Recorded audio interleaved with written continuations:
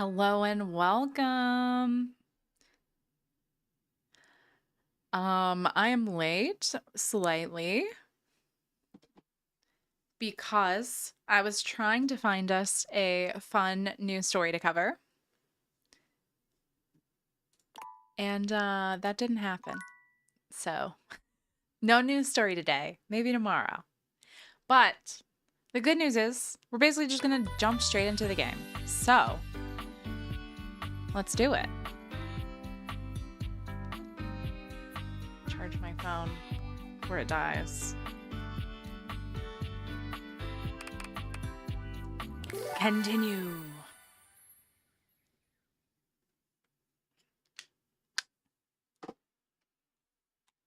Our gamer headphones on. There we go. We're professionals. All right. As per usual, before I ended, I talked to Dorian already. So we are starting out with 4 more people to talk to. I think we've talked to all the Dorians in the laundry room. Who should we talk to? I think we're supposed to talk... Oh. We need to try to make good with the Scandelabra because we pissed him off yesterday and he didn't want to talk to us anymore. But we need him because he's spreading rumors. Ah, you. Yeah, me. You gonna play nice today? You have been awfully rude. You started it, I think. Trust me, everyone knows about that now. Bro, you make up so many rumors. Nobody is gonna believe you.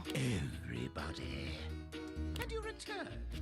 Like me, your curiosity for scandal keeps you coming back for more. So, I will allow you another chance. Would you like to hear the latest gossip? Is it about me? Why, I'd be delighted. That's the spirit. All right. Well. Scandal time! Tell me. This housedom, while it may appear peaceful from the outside, in fact harbors a hotbed of scandal from the inside. Scandal? For example, did you know that the previously paired aerialists, Washford and Drysdale, are no longer speaking to each other? Why? I didn't know that. Next! Were you aware that known vagabond Bobby Pin is on the loose once more? We still haven't found Bobby. Can you imagine the heist they are planning? Can you imagine the romantic dalliances as they make their way through the house? Scandalous. I didn't know about that. More scandals abound. They say there is a shadow that does not obey the laws of physics. Haven't met him either. A true scandal that undermines the physical realm. That's impossible. And yet, they say if you peer closely at a certain shadow in the floor, you can see the crooked stranger himself. But I am not finished with the daily scandals, no. Oh. One has heard of self-insert, yes? Sure? Could you imagine a video game in which all the creators inserted themselves at once at the same time? No. Such a thing is not imaginable.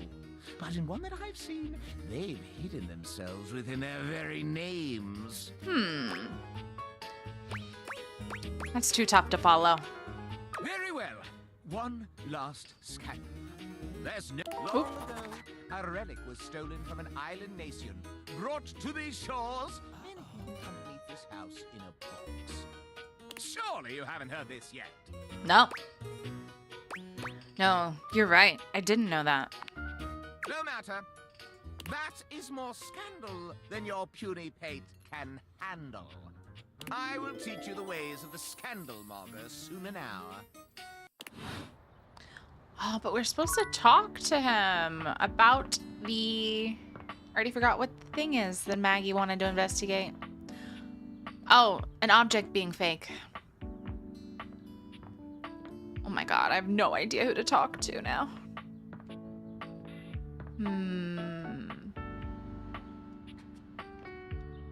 We could talk to the washer dryer.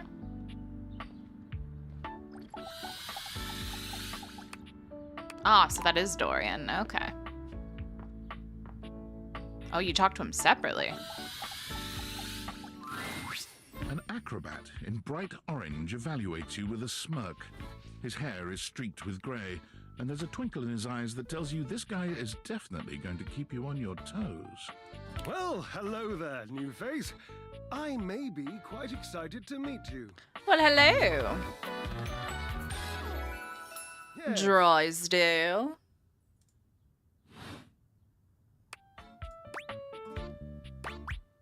You may be excited? I have a voluptuous suspicion that may be the emotion I'm experiencing. Yes. You don't know whether or not you're excited to meet me? Well, how can I know for sure?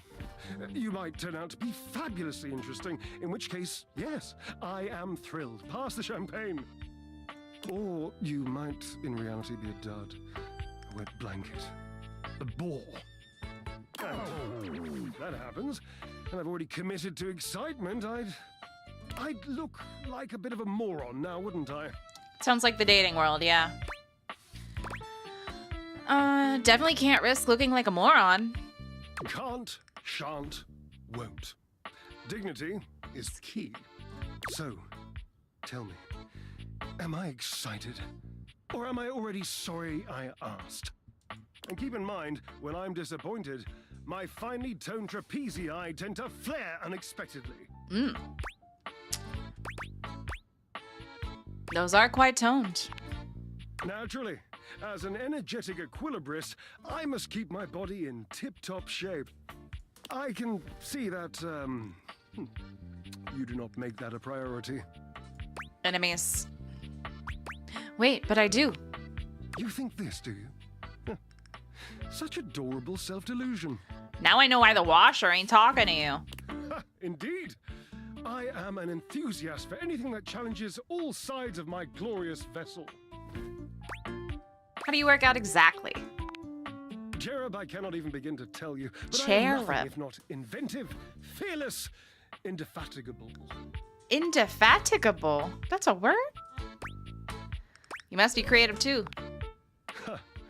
Devilishly so. I haven't given up hope that I'll yet be able to craft a perfect metabolic masterpiece. Using only what's here in the laundry room? Gasp. I've had a sudden flash that I should feel excited, but I am not sure why. Explain yourself, brain! Oh, no, wait. I figured it out. Oh, that's more points for me. Huzzah! You can't give yourself points. Would you, my new lovely acquaintance, like to help me create the perfect challenge for my body and mind? Would you help me invent a tango for the triceps, a conga for the core, a quick step for the quadriceps? Build a workout together? That sounds awesome. Awesome, yes. As incapable of inspiring awe, just like my obliques. Yes? Yes. Love the humility, dude. Oh, my cherub, why be humble when you can be hot? Really? With a W? Oh, lighten up. W's need love too. Away we go. What should we start with first? Obliques. I know. I can lie down with Florence, grasp Titus by her intimidating epaulettes, and Russian twist her for 3 sets of 20. What do you think?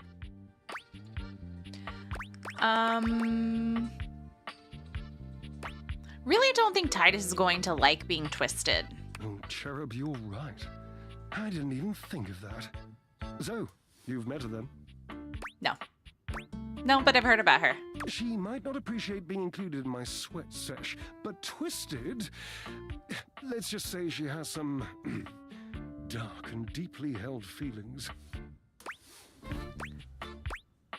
This is the weirdest laundry room. Yes, darling, yes! Lead into that feeling. God, a little healthy fear is better than a brand new lint filter. But you shall conquer it, I must say. Watching you be so bold is bringing up the most daring idea for me. I'm wondering if you would do me a favor. There will be almost no muscular exertion at all. Okay, there is a little bit, but you won't break a sweat, I promise. Call Washford for me?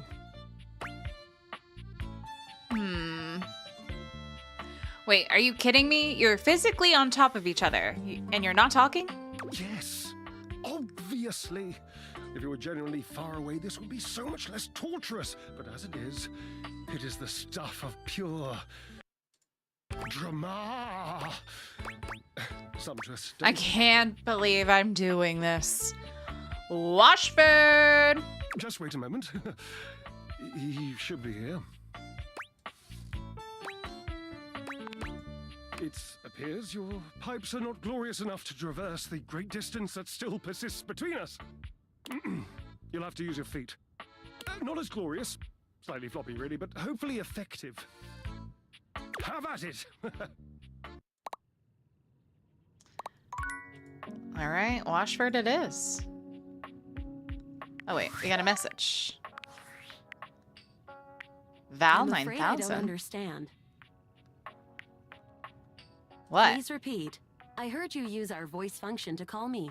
If you ever need assistance, you can simply say, "Okay, Val, can you please help?" And your nearest device will answer. I didn't say any of that. It very much sounded like you did. I really doubt it. Very much sounded like you did, though. If there is anything else I can get for you, please say in a clear voice, "Okay, Val, can you please help?" And I will assist right away. Whatever, robot. If there is anything else I can get for you, please say in a clear voice, "Okay, Val, can you please help?" And I will assist right away. We definitely didn't ask for Val. A handsome acrobat greets you with a small yet theatrical little bow, placing a hand on his chest and tipping his head forward. He has the aura of a veteran showman, but he doesn't look particularly pleased to have you as his audience. What did I do? Greetings, weary traveler.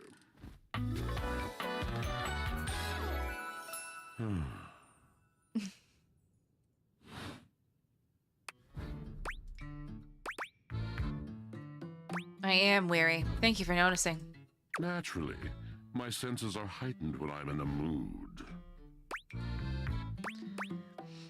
Sounds like a bad mood. Yes. Yes. A long and solitary bad mood.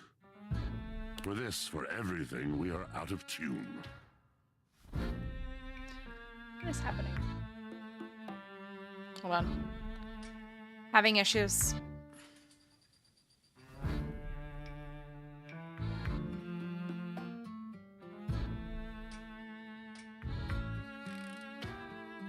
Good? Okay, it's just my phone being stupid. My apologies.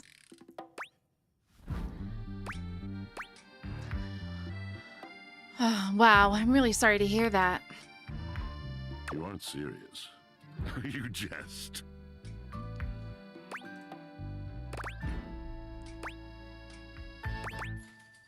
No, I mean it. You want to hear my story?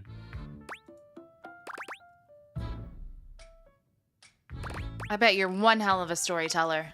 I am a servant to the drama of the heart. See? Like that? You speak so beautifully. I have to. It isn't something I chose. I'm intrigued. I am awash in the scurryings of lives. Countless lives. Countless stories. I am filled with water, the fundamental state of all things. Water, the tears you cry when you are born, when you are made, when you are broken. It is the sweat that drips from brows and shaking knuckles in alleyways, in schoolyards. It flows over its own frozen self down dry and grateful throats. It drops from noses in blazing sunshine onto lemon-printed bathing suits. It is the wellspring of ancient secrets, held in rough clay bowls. I am surrounded by it.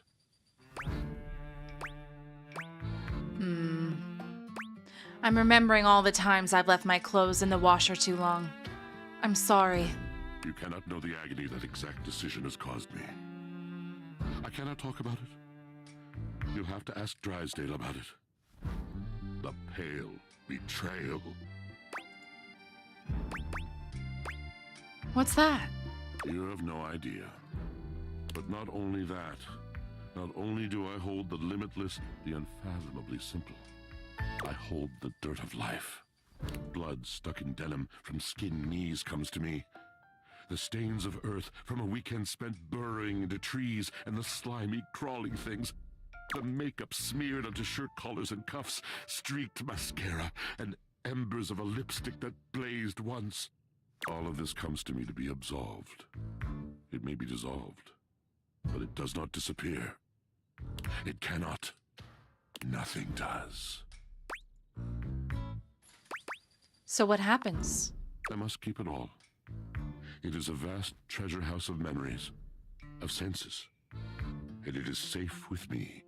But how can I, just me, survive that? How could anyone bear the weight of that much life? I don't know. It is the words. It is language. To be able to communicate, to share the burden. It is poetry that keeps me afloat in my own sea.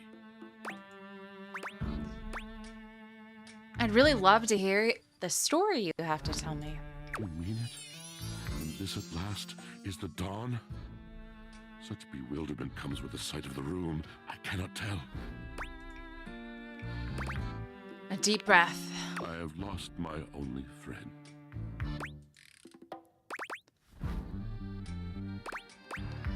Purse eyebrows sympathetically. He gazes off into the distance, something clearly weighing on him. His eyes narrow for a few moments, and then he sighs. Oh.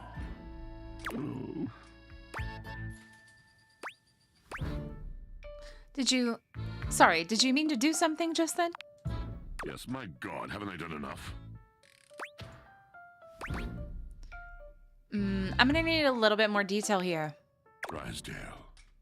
He was a phantom of delight when first he gleamed upon my sight. But we are quite forsaken. Oh man, what happened? We were a duo. An acrobatic team rivaled by none on earth. We were swift, smooth, and strong. I wish you could have seen him fly. To the vault of paved heaven. Our performances were legend. They came from many rooms away to watch us, to applaud us. And joy filled me as wine in a glass overflowed. Sounds like you guys had a really amazing connection. Past tense. But the physical connection between him and me, it is like nothing I have ever known before or since. Ooh. Could really go for a glass of wine right now. I no longer partake. Wine was something I shared only with him, like so many other things. He does not need poetry like I do. When he talks, it is a breeze to my tempest. And to him, my tempest seems but a suggestion, a rumor of rain in another man's country.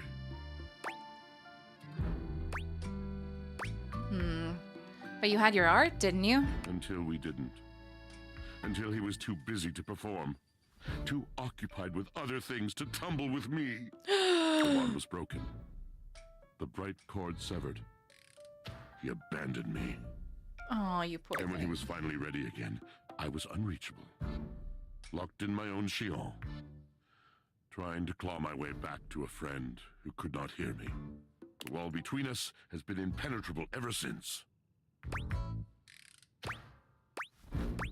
I'm starting to no, I don't want to say that. Let's not be mean. Let's just say whoa.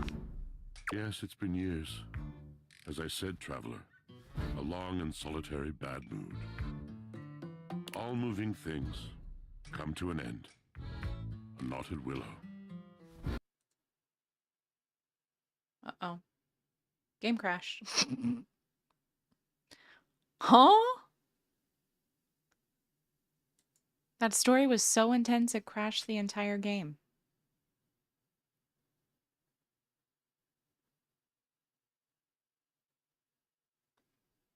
I wonder where it's saved. I wonder if it's saved. We're just having so much luck today. You know, when I was searching for our news story, my original idea, there's a web browser game. You can play it on your phone, you can play it on computer for the new Scream movie. And I was going to play that for fun, like a couple rounds of it. And I couldn't even do that for whatever reason. It like bogged down my computer so much. So then I was like, well, let me look for an article. And then I couldn't find an article. Sassy Chat Games. And then something else happened and I had to restart my computer. I can't remember what. But anyway. So then I'm like, let's just dive into Date Everything. And then Date Washford everything. tells us this amazing story. And the game crashes.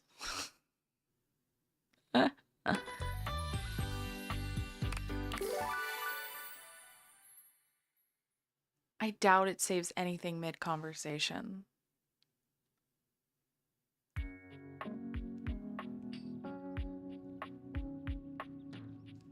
Yeah, because we don't even have the robot. I'm afraid I don't understand. Please repeat. I heard you use our voice. It very much.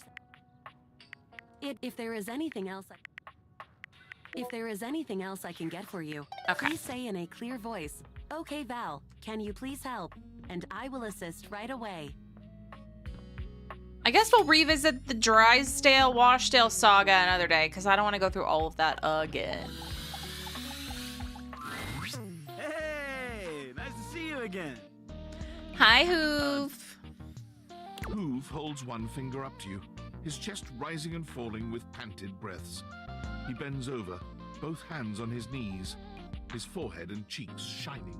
Give me just a sec. You okay? Yep. Okay. That was a little difficult. You're all sweaty. Oh, am I? Guess I'll have to towel off sometime soon. So, what brings you by? You're supposed to take me on a date. I'm thinking we could do something together. I'd love that. What'd you have in mind? I'm not sure if I mentioned it last time, but I'm a big sports fan. And I'll never turn down a nice can of lubricant. Okay. As long as I'm not on the job. It's 5 o'clock somewhere. How about a drink? Or, oh, is there a game on? Let's go with the game. You better believe it. The Hankies are playing the Sox. Ooh, we have to choose if we're a Hank fan or a Sox fan. I'm gonna go with Hanks. No way. Oh, yeah. I'm an absolute diehard. We made the right Are you a choice. serious fan? Or just casual? Uh-oh. As serious as they come.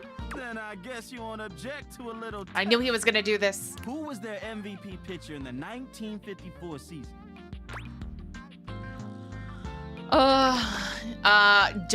Dan Bana. Obviously, it was Hannah Kerchief. You're trying to trick me? It was the French player, Papier Towel. I'm gonna go with Dan Bana. Nice try. But you Oh. can't pull one over on me. Even Oops. so, maybe I can turn you into a true fan. Yeah. I've got season tickets. Come on, it's almost game time. We don't want to miss it. Hoove takes you to Valdivia Arena, where the two of you witness How an does he athletic go? event on par with the greatest games the human world could ever offer. You cheer your hearts out side by side.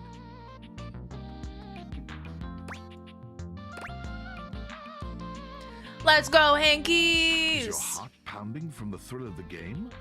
Or is it Hoove's presence so close to you? The only thing you know for sure is that you'll never witness another matchup this exciting. Wow, what a game.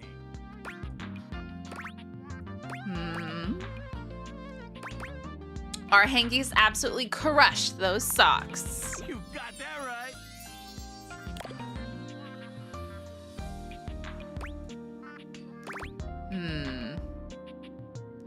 Do you feel like grabbing a drink?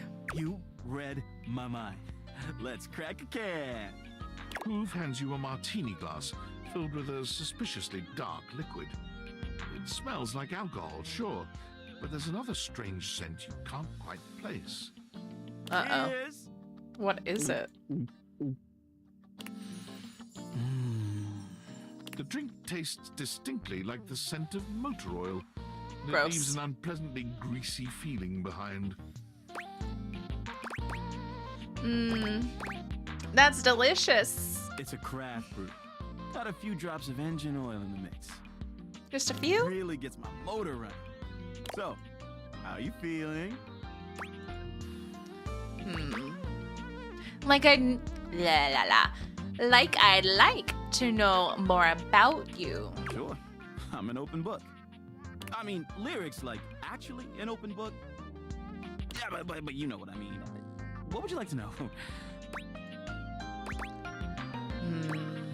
Is something... Ooh, I don't want to say something weighing you down lately. That's pretty rough for the first date. What are you looking for in a partner? Oh, I don't know. To be honest, I've been feeling a little overwhelmed lately to think about love. I've got a lot on my back. It's not that I don't want love. I just don't have room for it. Well, when you're in love, you share the load, What Who? else can I tell you? Is something weighing you down lately? I mean, I guess I've been feeling a little. It's gonna say the overwhelmed. same exact thing. My suction's not the same as it once was. The suction. I'm struggling to get up in the morning.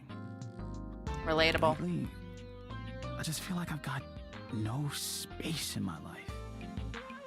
Also relatable. I'm not sure why. I've got amazing friends, and I love my job.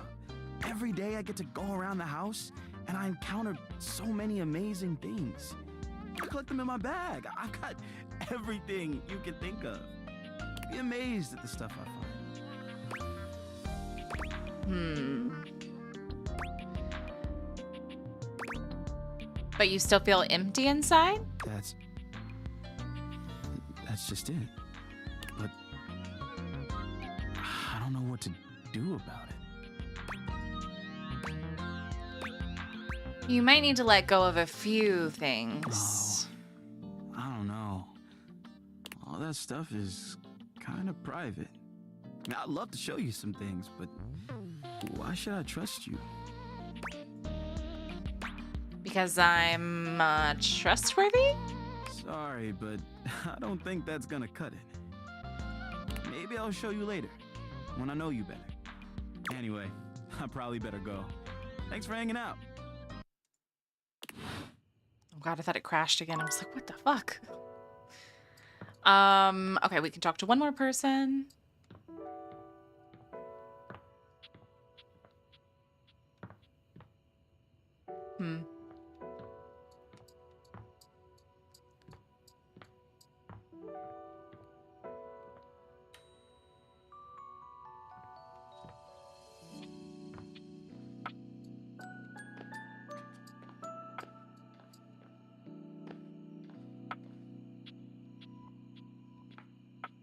God, there's so many options. There's so many people I haven't talked to yet. Let's talk to the cat. You see a slim, dainty gentleman in a well-tailored suit. He's absorbed in the ticking of a fancy pocket watch, but it's the feline ears on his head that most catch your attention. A tail sprouts from just above his backside, moving back and forth in time with the watch. Tick, tick, tick. Talk, talk, talk. Don't. Do not taint the perfection of the clock with your disgusting imitation. Why Ew. have you come? I don't see interruption to meditations on the beauty of time on the schedule. The schedule is be a total dick to a stranger on there? Oh, how crass. Of course it isn't.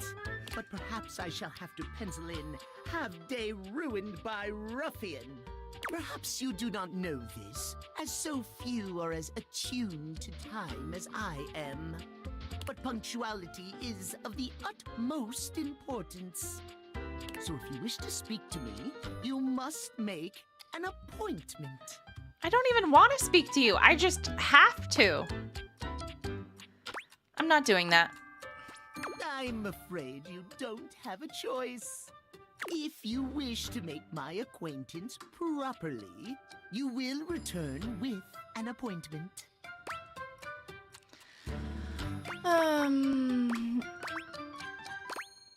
And who am I getting an appointment with exactly?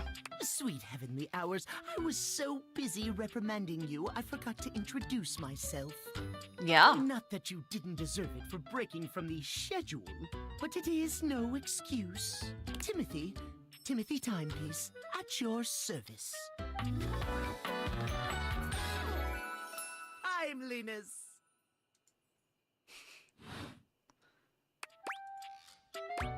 Guess that explains the obsession with time. It most certainly does not. We should How all so? be obsessed with the beauty and perfection of time. The safety of it, really.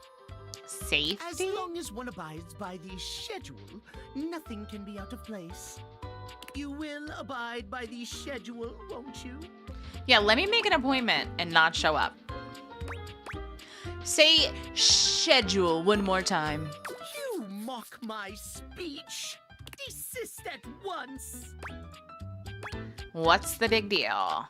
What's the big deal? The big deal is that any deviations from the schedule will result in disaster. I shan't elaborate further. I will see you at noon sharp, and we can speak then. Do not be early, do not be late, and do not try to see me at another time. If you do, calamity, catastrophe, untimeliness. See you then, and not a moment before. No, you won't see me. At any time. Hope that abides by your schedule. Bedtime. Dorian! We always spend our mornings with Dorian.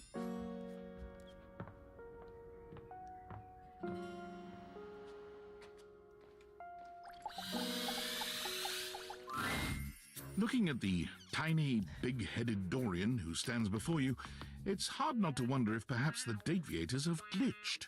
But a quick inspection does seem to show they're working just fine. He's so tiny. What are you looking at? Nothing? You saying I'm nothing? Oh my god, no! Not what I meant. No! I'm still a door, not a cabinet, not a hatch. A door, just as much as the rest. Understand? Yes, I understand. Good. Oh, Dorian. A charming barista grinds coffee in your kitchen, working so busily she doesn't even seem to notice you. You stand... Oh. Hi there. Welcome to Roofbox, the home of all your coffee needs. I'm Kopi, happy to help. Hi, Kopi. G'day.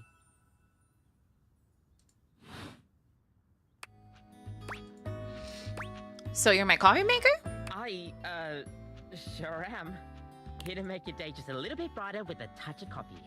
Gosh, that never gets any less awkward to say. What can I get for you today? A latte? Yeah, give me a latte. Sure thing. One latte coming right up. Kopi gets to work, grinding and pouring and mixing with an impressive speed. And voila! One latte just for you. Hope you like it. Is there anything you'd like to know about the latte? Tell me more about latte art. Oh, gosh, where do I begin?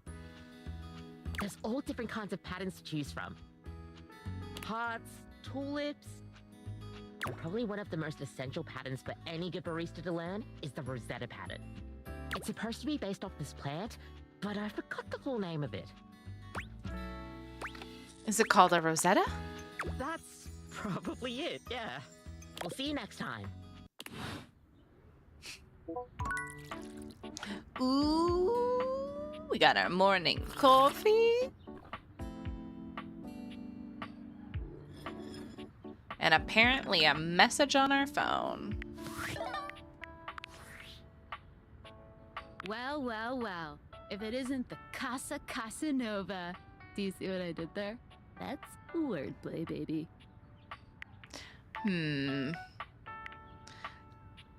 Oh, she's not supposed to know. Don't break your arm patting your own back. Someone's feeling spicy. Dating your furniture really got you confident, huh? You're out here dating all these appliances and shit. But, like, why? Not why are you dating them, like, why is this happening now? To you. I'm caught in a game of tech, cat and mouse. Hope David doesn't catch you. He Yeah, thinks don't- he's sneaky with his email blasts about his precious sunglasses, but only your partner and spy Sam knows the truth. Yeah, so don't say anything. Please keep it secret. Don't worry, your girl's got you covered. So, like, where did the date viators come from? Like, what's the point of them? Who made them? And why? Guy named Tinfoil Hat is claiming he did. Tinfoil hat? Okay, this is some conspiracy shit. Your life is half political thriller, half harem anime. So, like, did you find out what your purpose is or whatever? Are you a top secret operative in the furniture dating war?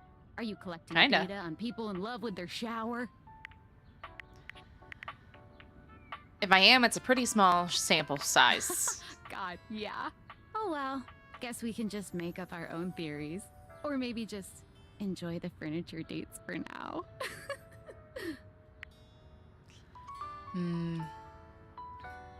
Actually, there might be even more to just talking to them. Like what? Oh, like actually doing kisses IRL? I can't take you seriously. Well, this has been fun, but I have a meeting in 3 minutes, and I really want coffee first. So, gotta go fast. Bye. Bye.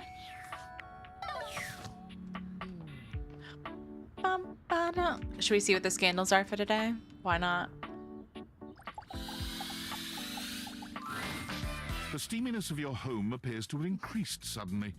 It must Lucinda! Be because Lucinda Lavish stands before you now. Steam me up, lover. We're not lovers! Can I change how often you come by? Sure. What are you thinking? Never. A low amount. You got it, lover. Now that that's out of the way. Steam me up, lover. Not convinced? Maybe I've only shown you one side of me. Maybe Lucinda Layered will show you some more depth. Yeah, sure.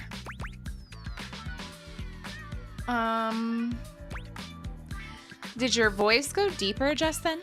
Baby, everything is going deeper. I have one of the most complex pathways in this game. Really? There are more types of Lucindas than anyone else. I see As that. long as there are words that begin with L, there will always be more layers to me. I've seen a different side to you, one more sensitive. Exactly. That Lucinda is one of my very favorites, though she has no place here. Yes, And she our does. Conversations, they drip with care and emotion, with well-written options for you to choose. Not really. Like this one. Oh.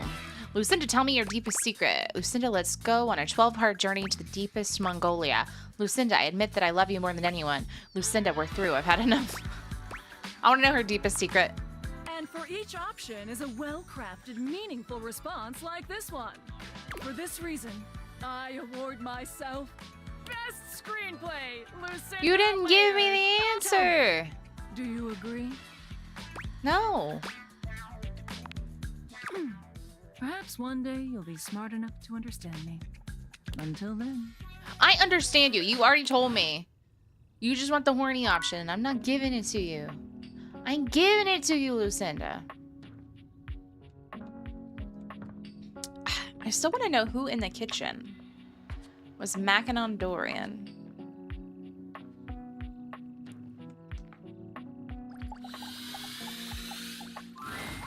A bartender drums her fingers on the countertop, clearly bored out of her mind.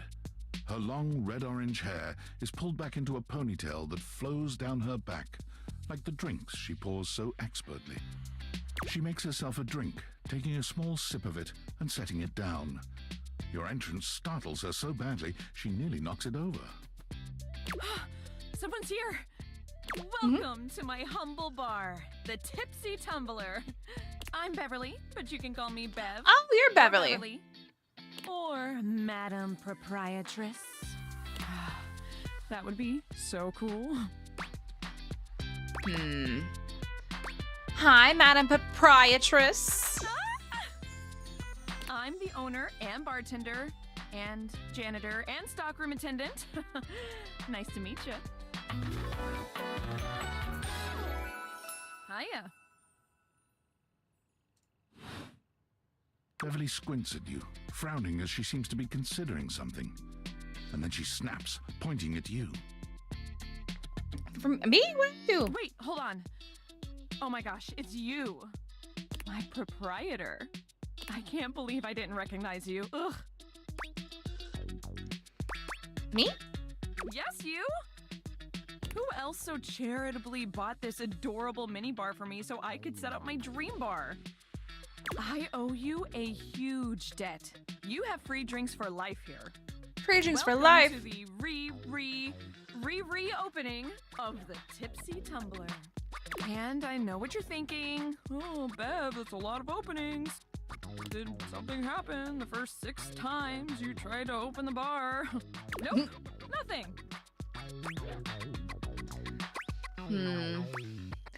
Well then, why have you reopened so many times? It's because nothing happened. Not a single customer came. Total ghost town. Each time. I've lost an alarming amount of sleep trying to figure it out. So please don't leave. You are literally my first customer in... ever.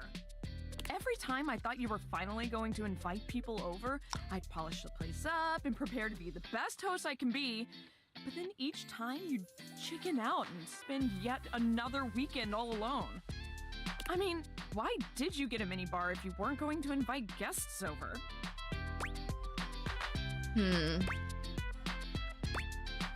I thought buying the mini bar and all the mixing accessories would motivate me to finally invite someone over.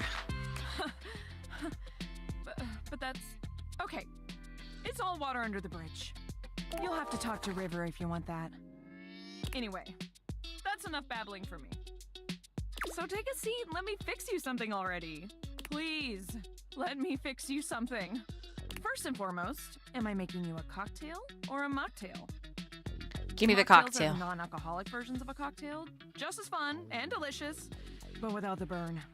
Or the drunk part, obviously. Cocktail! Excellent. So, what'll it be? Martini, aerosol spritz, mojito, gin fizz. Let's go with the mojito. Ooh, so minty and fresh. It's kind of like brushing your teeth at the bar. That sounded more appealing in my head. Coming right up.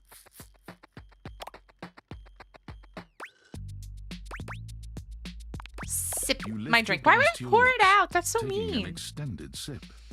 How was it? Really good. Where did you learn to mix drinks like this? Well, after 6 grand openings, I got a lot of practice in. Plus, with a name like mine, I should know my beverages pretty well. I really don't want to close this place down. I've put my bar and soul into it. So, will you be my first returning customer? Sure. Really? Oh my gosh. Yes. Yes, thank you.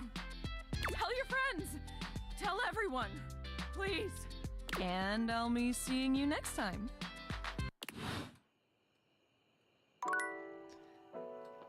We got one more.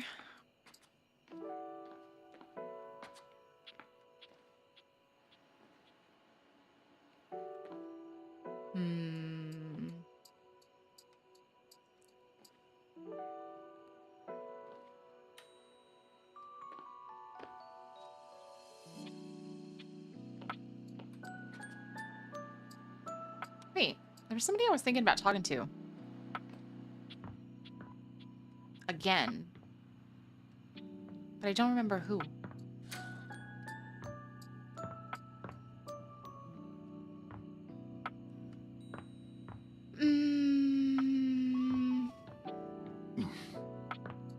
Sorry, Dorian. Let's talk to...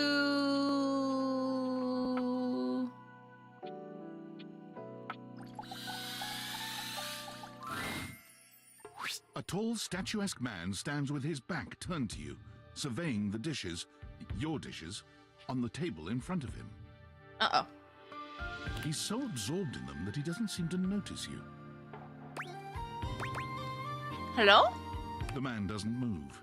As you walk around to get a better look, you can see that he's quite handsome, and still entirely uninterested in speaking to you.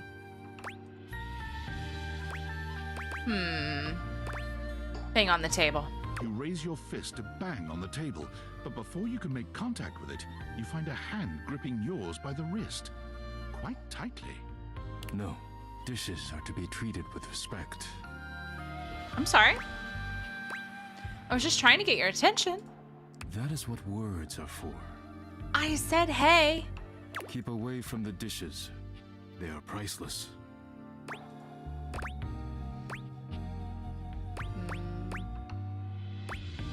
I don't even know who you are and you're dismissing me.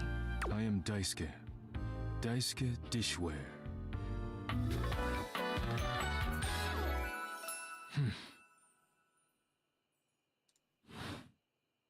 And you are interrupting inventory. Who asked you to do this? No one asked me. It is simply my duty. Once a week I take inventory of the dishes. If one is cracked or chipped, I repair it. Oh, if one that's is handy. beyond repair, I retire it. And when new dishes arrive, I add them to the collection. Sounds admirable. Your praise is not required, but I thank you. Now please, leave me to finish my work. You decide not to bother him any further, but just as you're walking away... Look out! Your foot catches on a strange bulge in the flooring, and before you know it, you're going down. Hard. But you don't hit the floor. You hit hard muscle instead. Daisuke has heroically put himself between you and the dishes. You're now face to face, and chest to chest, on the ground. Are you alright? Forget about me. Are the dishes alright? Yes, they are still on the table. Good. You climb to your feet, surveying the table. No damage that you can see.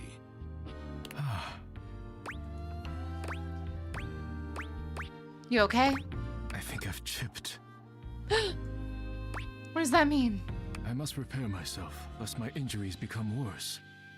Please leave now, before you do any more damage. Oopsie. Are you sure I can't help you? Yes, your concern is appreciated, but ultimately useless. Leave me now. Damn, everybody's being mean to me today.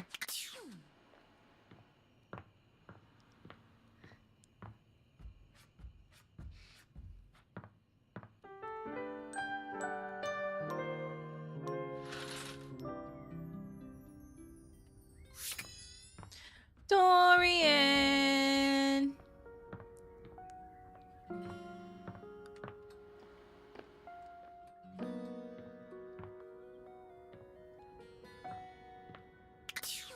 Oops.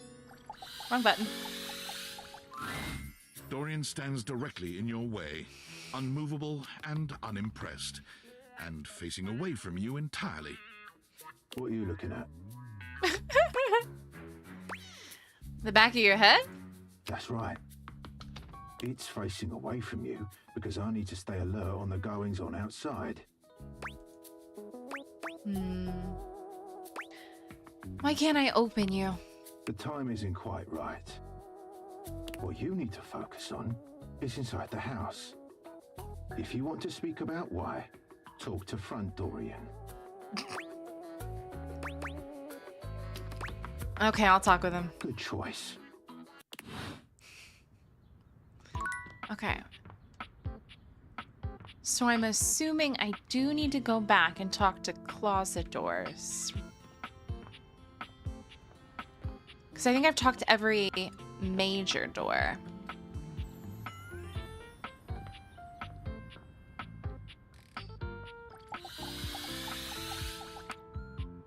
God, I hate that they have Dorian Gate kept. Because you have to talk to different doors. But you can't talk to them in the same day. I don't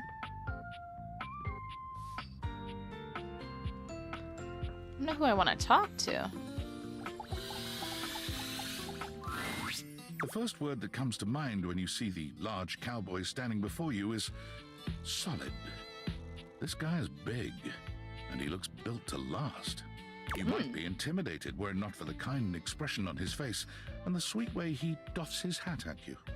No one's ever asked you this, but if you had been asked to imagine what your table might look like as a human, you think this would be pretty close. We've known each other for a real long time now, but we ain't ever been properly introduced. So, first things first, name's Abel, and I'm your table. And second, that is one fantastic red shirt you got on. Oh my god, thanks. Howdy. Howdy.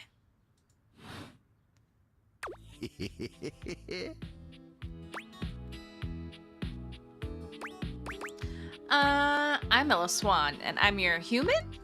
I know it, but it sure is nice to hear it from you face to face like this. You know, as a table, it's my job to hold things up all over the house. And I take my job real serious. So, if you're here talking to me now, you must need something more than just my support. And if there's one thing Abel's gonna do, it's make sure everyone in this house has what they need. So, what can I do you for? There's gotta be something. I'm just getting to know everyone around the house. Do you have any dating advice? You're assuming I'm here for you and not just walking around my house. Ooh. Let's ask them for dating advice. Heck, you're asking me that? Dating, huh? Hoo-wee. Dating ain't really my area of expertise, you know. Me, personally, I never was one for casual stuff. If you're looking for someone who knows people, though, you might want to talk to Kooky. She's good with that sort of thing.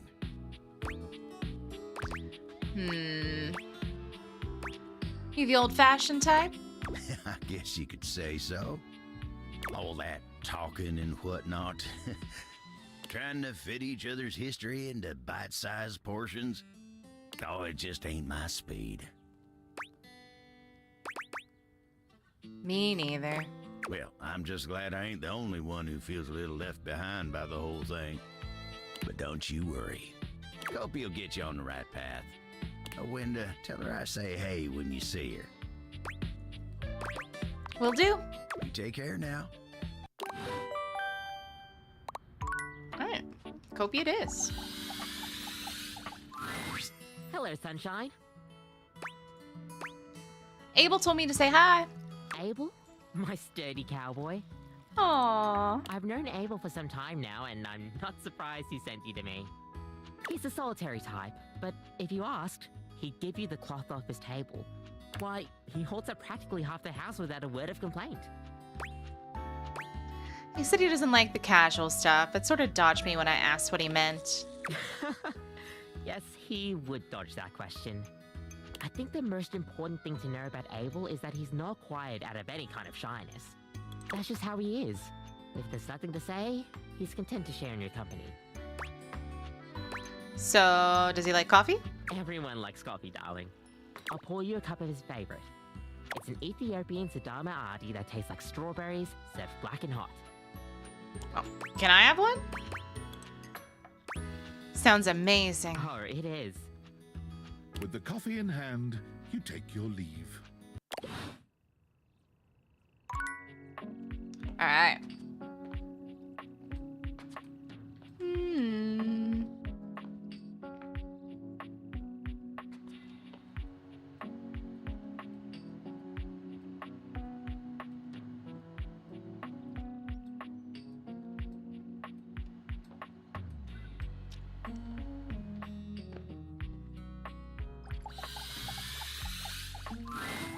A handsome stranger with a model-esque beauty stands just a few feet away from you, posing with a hand in his hair, as though he were in the middle of shooting a perfume ad.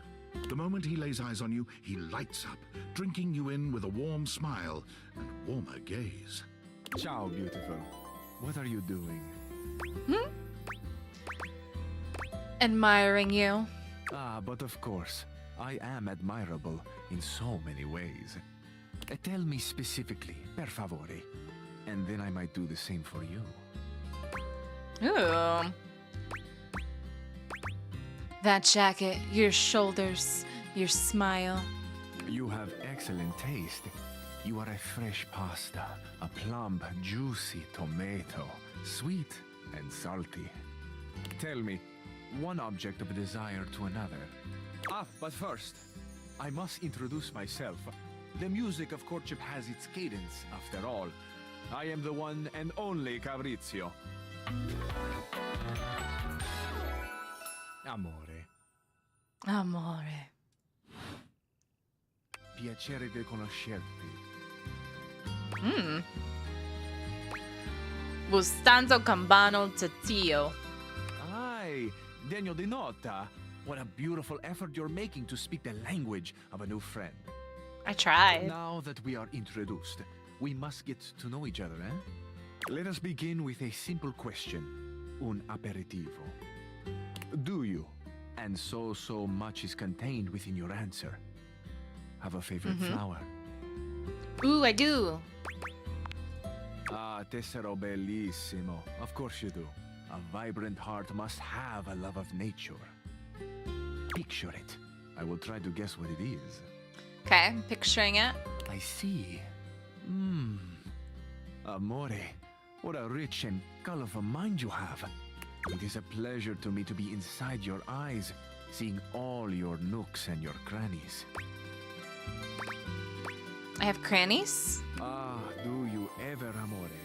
And exquisite crannies they are.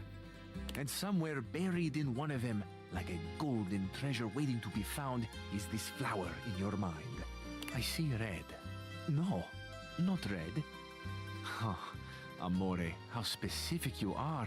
I do see red, and also I see orange, the color of sunset.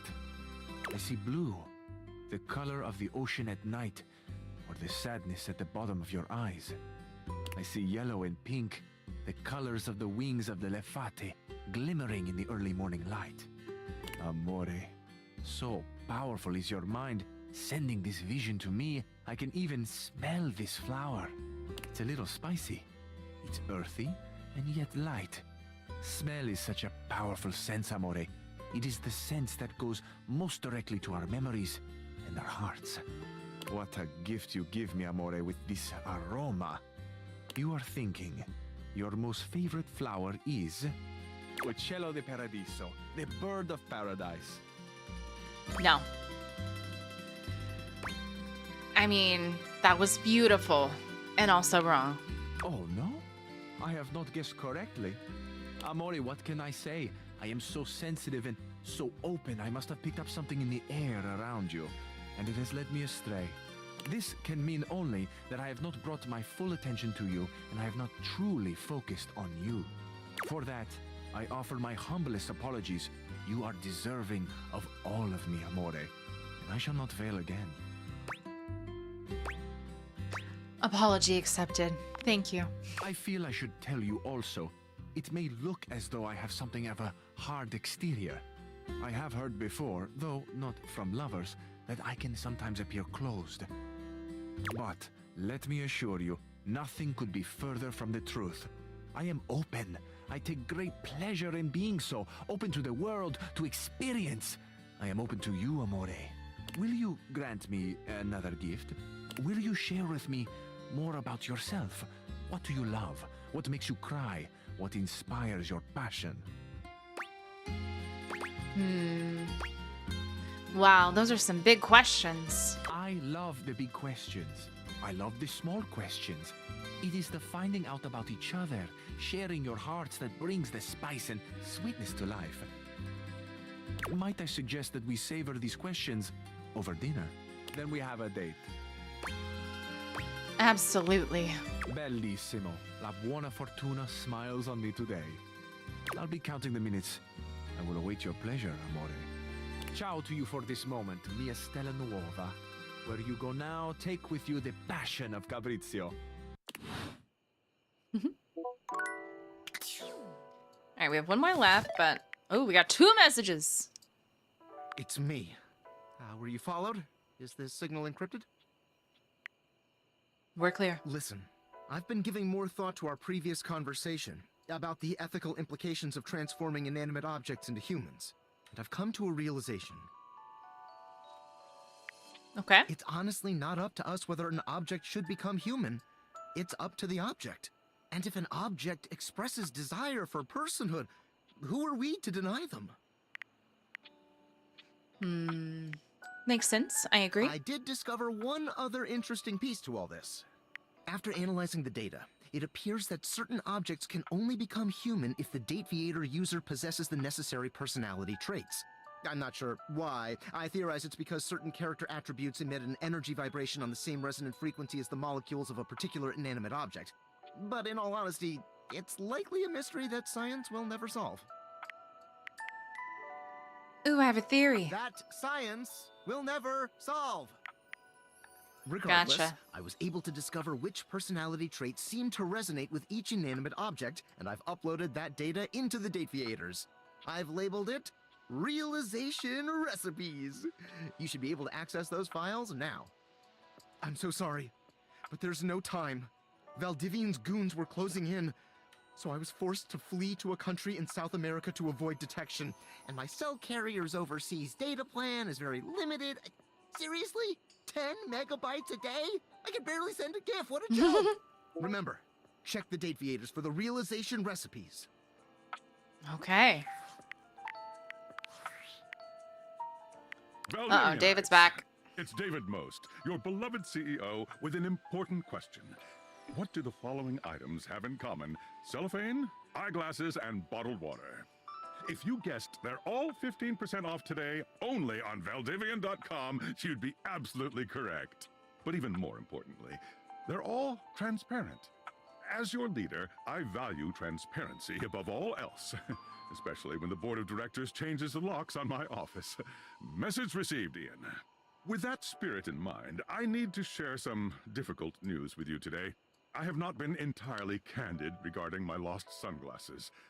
Firstly, the lost item was thankfully not my sunglasses. My sunglasses were handcrafted in Italy by blind artisans, are inlaid with conflict diamonds, and are locked in my safety deposit box. No, the missing item in question is actually a Valdivian prototype. And even more importantly, it's the only existing prototype of the amazing new gadget we're planning to launch for the Q4 Blissmas season. Unfortunately, the engineer who invented the prototype was a disgruntled former employee who destroyed the schematics before disappearing himself. So, as you can see, it is imperative that the glasses are found as quickly as possible. To that end, and after discussing it with the board, we are now prepared to offer a handsome reward for their expedient return. A $50 gift card to Valdivian.com. No thanks. Okay. One more left to talk to.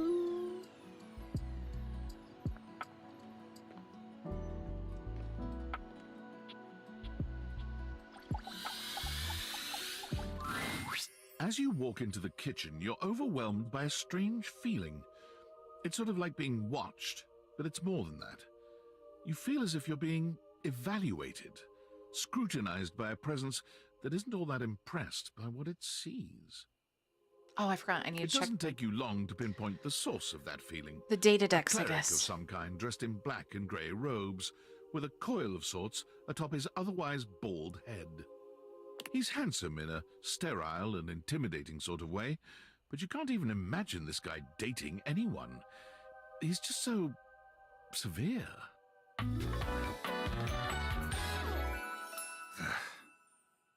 Friar Errol. You reek. Rude. Of what? You don't even see it, do you? Are you truly so far gone? You reek of sin and grease. Sin and grease? I feel as if I have been bathed in oil simply looking at you. Are you always this aggressive with strangers? Would it comfort you if I told you my name, then? I am Friar Errol, founder of the First Church of Convection. I am the steward of the road to the heavenly kitchen. I am a holy vessel for culinary purity and efficiency. And I am your salvation, sinner, if you would but take my hand.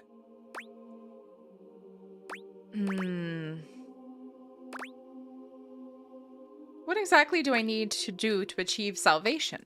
It is quite simple. First, you are to confess your sins to me, the steward of your culinary soul. Second, you are to help spread the gospel of convection to any as yet unsaved. And finally, you are to keep your soul pure and free of oils and impure heat. The path to the heavenly kitchen is blessedly simple and attainable, even for those as impure as you. Is our Lord not most generous?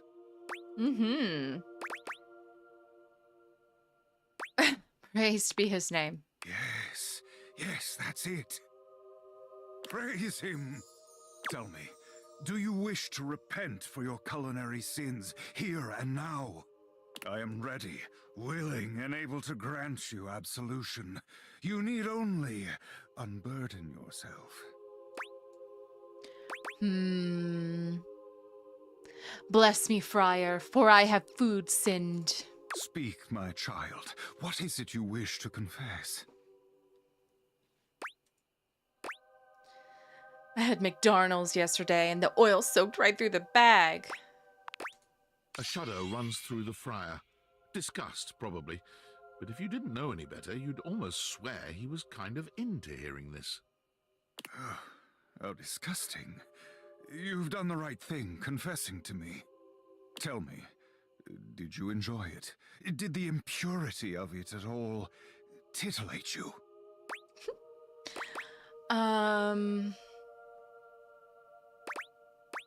No, it just disgusted me with myself. Yes, very good. You should feel ashamed. But do not despair. No longer will you be lost. I am here to guide you to salvation. For today, 3 Hail Aries and 1 Our Father of Convection. Got it. You have done well today, my child. Return to me again, and we will continue guiding you down the path to salvation. For now, I must return to my duties. May you feel his currents at your back. Amen. Amen. Well, that was different.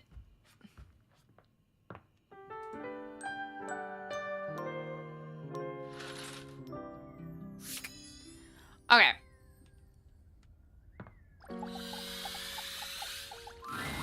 Oh, you've caught me at a strange time. There are normally clothes in here, but see, they're currently tied up in the laundry room. We've already had this. That's okay, I like being naked. Damn it. Total dork. Speak with every door in the house. I did it, so he should love me now, right? Right?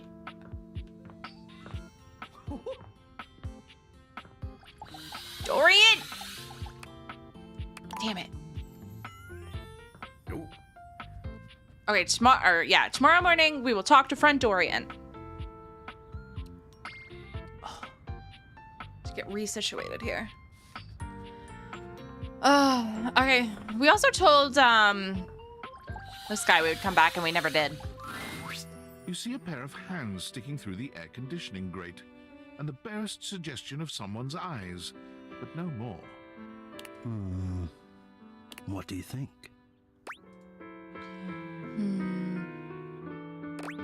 You won't come out there? You won't come out of there and let me see you? No, this is for the best. Hello, I am Hector Valentino Ernesto Condicionado. At your service. Well, hello there. Ventilation, airflow, sometimes known colloquially as HVAC.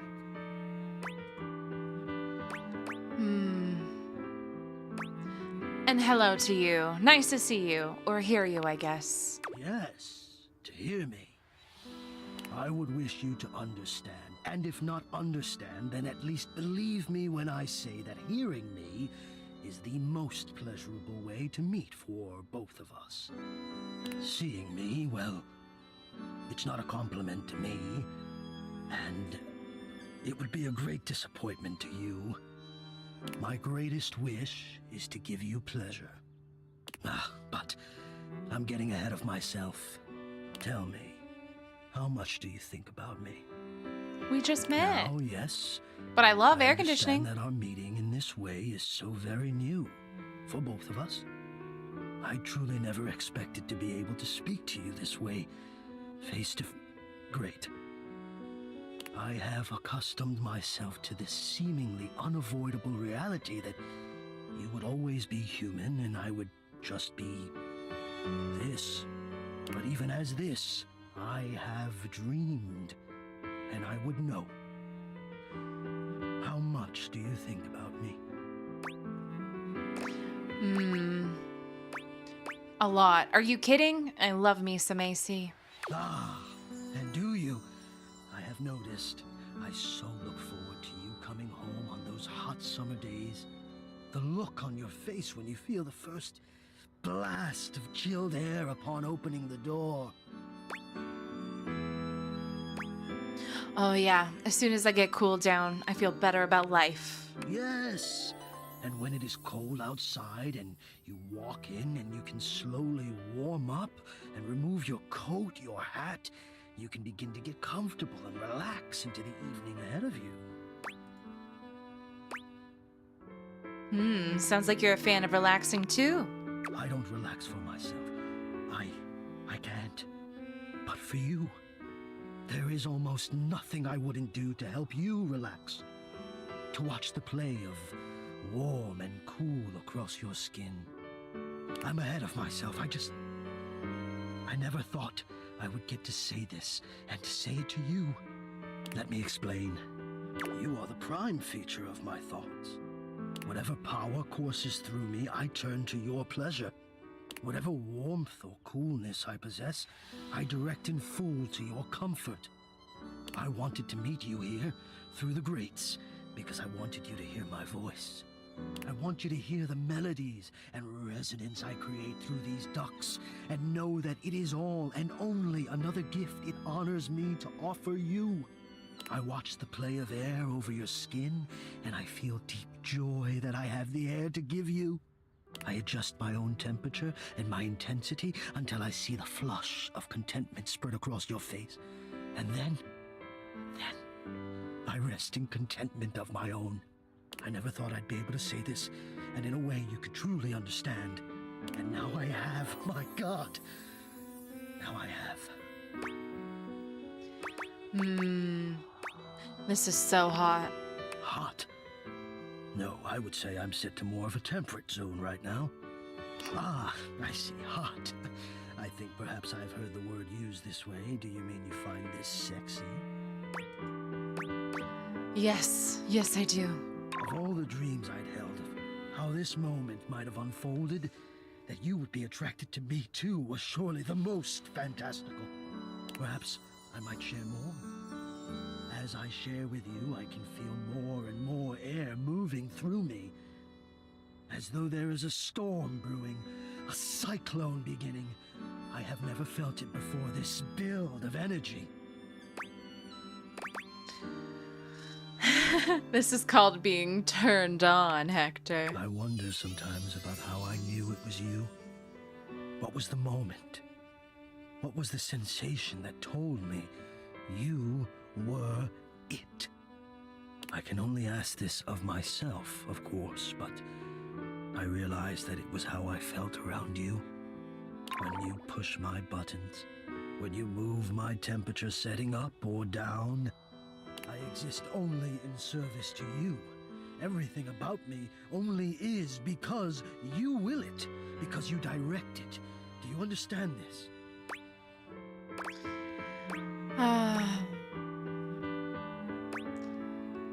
Not sure I like the idea of controlling you. Perhaps you may, in time.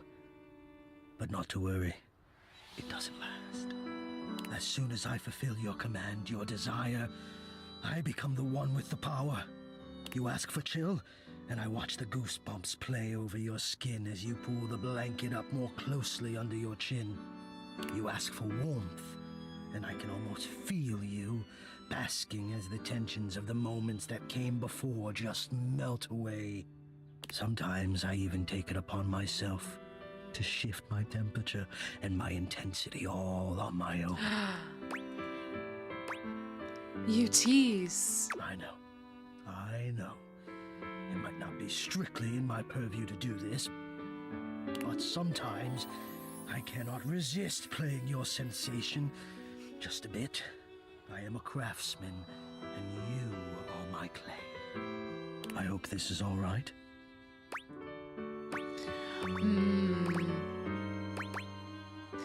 It's very all right. I had no idea you loved me like this. How could you have? Until now, I haven't had the courage necessary to even show my face. You still haven't shown your face, Hector. Yes, you are correct, of course. I will one day.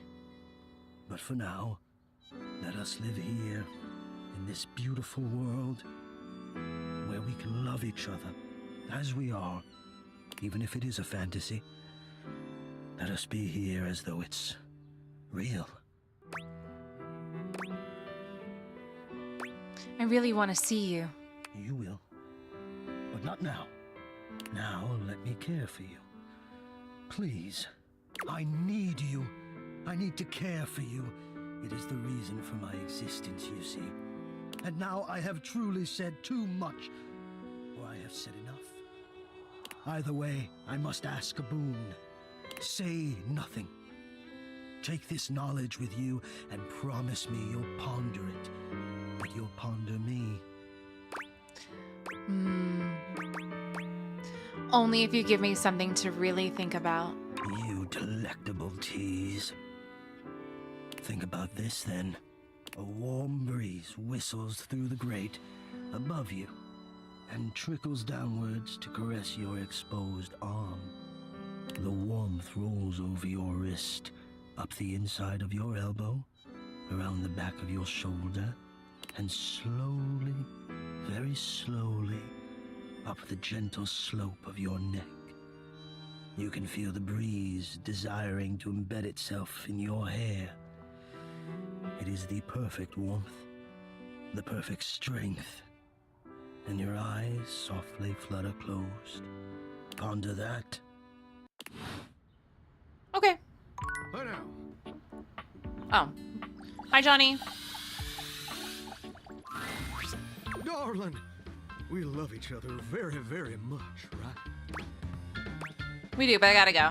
Yeah, we're not getting anything new with Johnny. This must be what they call a quickie. Each time you see Johnny, he has something new to learn from you. Bye, Johnny. You know what? I'm so excited to see what happens with Dorian. I'm just gonna talk to people I already know. Baby daddy number 1. Ah, back for more, eh? I Yeah. am a very skilled lover. You aren't so bad yourself. Let's do it. Again! You complete another beautiful rep of loving with Christoph. You finish sweaty, but feeling wonderful. All right. And we never did visit this guy again. He said to meet us by the weights. You find Dunk stretching idly by the weights. When he sees you, his handsome face breaks into a cheerful grin. He's so excited he can't seem to contain his energy, bouncing back and forth on the balls of his feet like an overexcited puppy. You made it! Oh man, I'm so excited. It's been so long since I got to work out with somebody else. And a newbie, too. There's nothing like a good lift with someone who's just starting out. Everything is so new, no bad habits to break, less competitive talk. It's just gonna be you, me, and the weights. Good vibes and a great lift. A shadow falls over the two of you.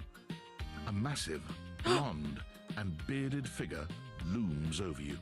Is this my man? Not, in fact, It the is. weakness, Duncan. I keep telling you it's not weakness, bro. And Duncan was my dad, man. Call me Dunk. Nonsense! Exercise is violence! It is driving the weakness out of your body by force!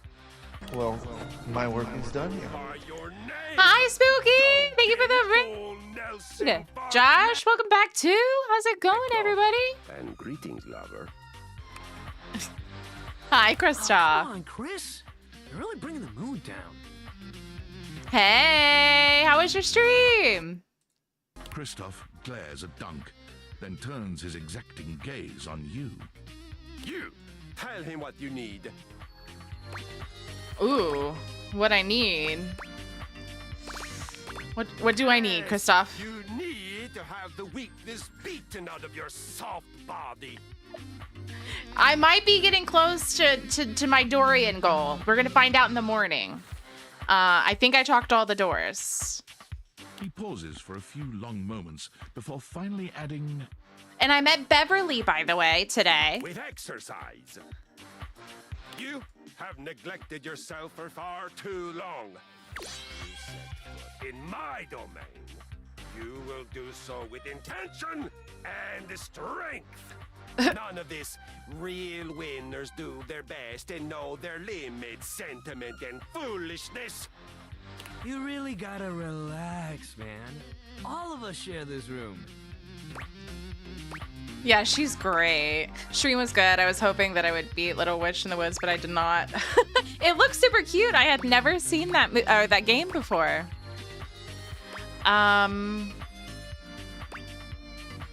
No, he's right. Exercise should be unpleasant. No. It's supposed to be nice. I'm sorry, Dunk. This is my man. Yes, unpleasant, miserable. There is no gain without suffering. It's no pain, no gain, and that ain't true. It doesn't need to be painful. I am pleased you understand. Make sure you explain it to him. Happy suffering, peasant. God damn, that cross trainer is intense. You have no idea. Bringing the mood down as a sport, he'd be a gold medalist for sure. Hey, he's got his charm. You could learn a lot from him. What? No way. I'm always open to learning, but all the guy knows is violence. He knows some other things. It is super cute, but whoever said that it takes 14 hours to beat is lying. Oh no. How long have you been playing it so far? Yeah, I've tried talking him out of it so many times. I don't like giving up on people, but he's just kind of like that. Maybe he'll snap out of it one of these days. But not today. Anyway, today's activity is weights. He gestures to the weights you've long since abandoned. They're still in decent condition, if a little dusty in places. Nothing like a good lift. You can work your whole body out. Anybody can get a good burn going with weights, even if you're only lifting a couple pounds to start. It's a great place to start your fitness journey. There ain't no rules, no competition. All you need is yourself and a good attitude. Just don't make me do laterals. So, ready to get started? Yeah. Dunk is so cheerful and confident, it's probably more work than it's worth to turn him down. You could, but do you really want to hurt his feelings? No, I don't. Steam says 60 hours, though some of that is probably leaving the game open. Last time I played when it was in early access. Oh, okay.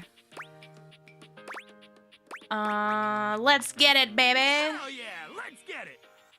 You lift weights for a while under Dunk's supervision. He ensures your form is always correct and that you're not lifting more than you can handle. He never pushes you too much.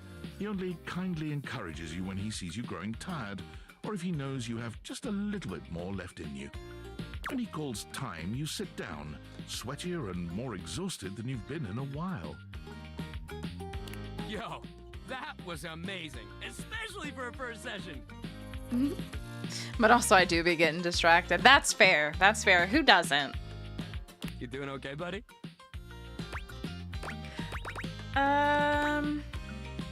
Do I look like I'm doing okay, dummy? Let's just pretend like it. I'm tired, but I feel good. That's great. Make sure you take it easy the rest of the day, okay? Oh, please. Resting up after hitting it hard is just as important. If you're sore tomorrow, which you probably will be, make sure you take care of yourself. Try soaking in a bath with Epsom salts, or use a heating pad. You can even try a massage if you got a massager or anything like that. And it might sound like the exact opposite of what you need, but trust me, keeping that body moving when you're sore only helps. You lay around and feel sorry for yourself, it just gets worse. That is true. I got something that'll help. Next time, we'll do some yoga. Yoga? See, that's more my It'll speed. make you sore too at first, but it'll help you with the rest of the stuff we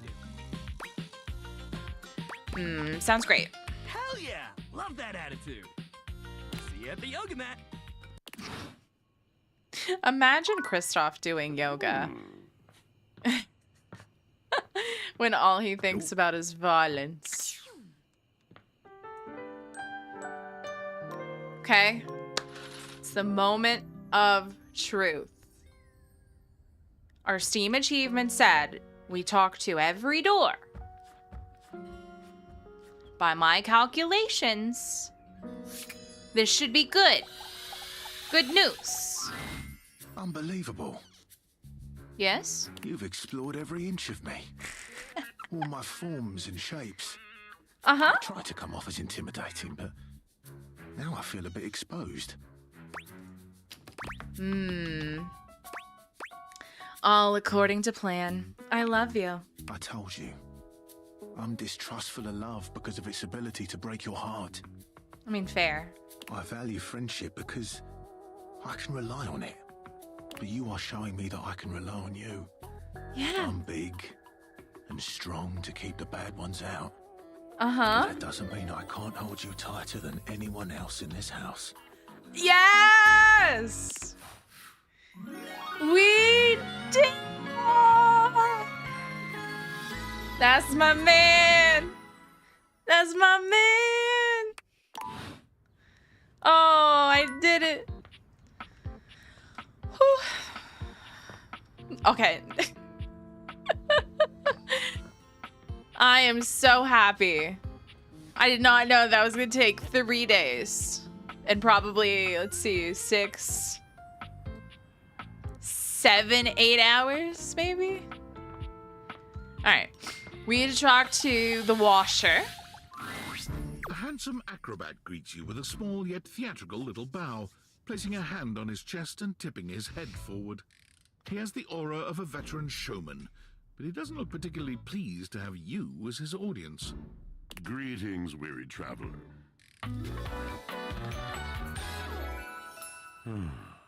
Hello, Washford.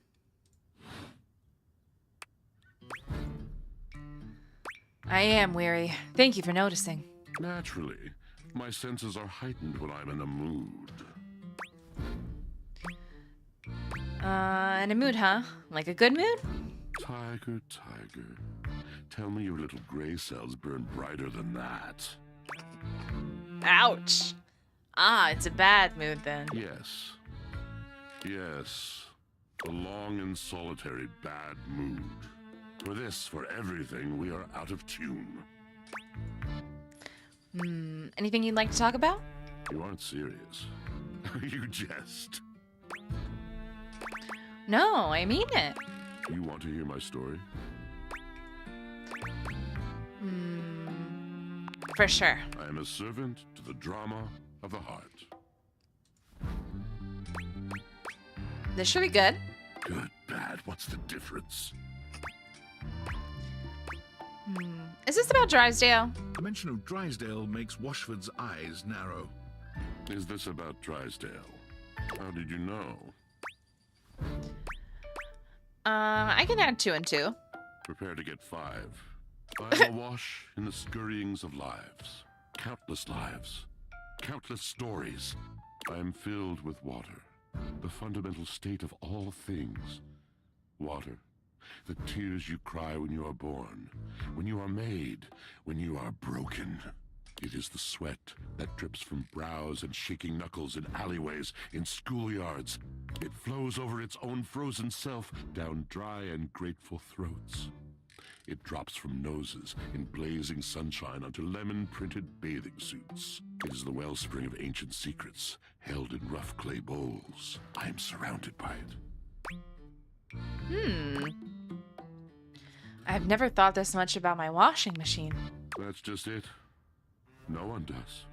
But not only that. Not only do I hold the limitless, the unfathomably simple. I hold the dirt of life. The blood stuck in denim from skinned knees comes to me. The stains of earth from a weekend spent burrowing into trees and the slimy, crawly things. The makeup smeared into shirt collars and cuffs, streaked mascara, and embers of a lipstick that blazed once. All of this comes to me to be absolved. It may be dissolved, but it does not disappear. It cannot. Nothing does. So what happens? I must keep it all. It is a vast treasure house of memories, of senses, and it is safe with me. But how can I, just me, survive that? How could anyone bear the weight of that much life? Tell me. It is the words. It is language. To be able to communicate, to share the burden. It is poetry that keeps me afloat in my own sea. I think I understand. You mean it? And this at last is the dawn? Such bewilderment comes with the sight of the room. I cannot tell. A deep breath. I have lost my only friend. Drysdale. Drysdale. He was a phantom of delight when first he gleamed upon my sight. But we are quite forsaken. Forsaken how? We were a duo. An acrobatic team rivaled by none on Earth. We were swift, smooth, and strong. I wish you could have seen him fly. To the vault of paved heaven. Our performances were legend. They came from many rooms away to watch us, to applaud us. And joy filled me, as wine in a glass overflowed. Sounds like you guys had a really amazing connection. Past tense. But the physical connection between him and me, it is like nothing I have ever known before or since. So what's the problem? He does not need poetry like I do. When he talks, it is a breeze to my tempest. And to him, my tempest seems but a suggestion, a rumor of rain in another man's country.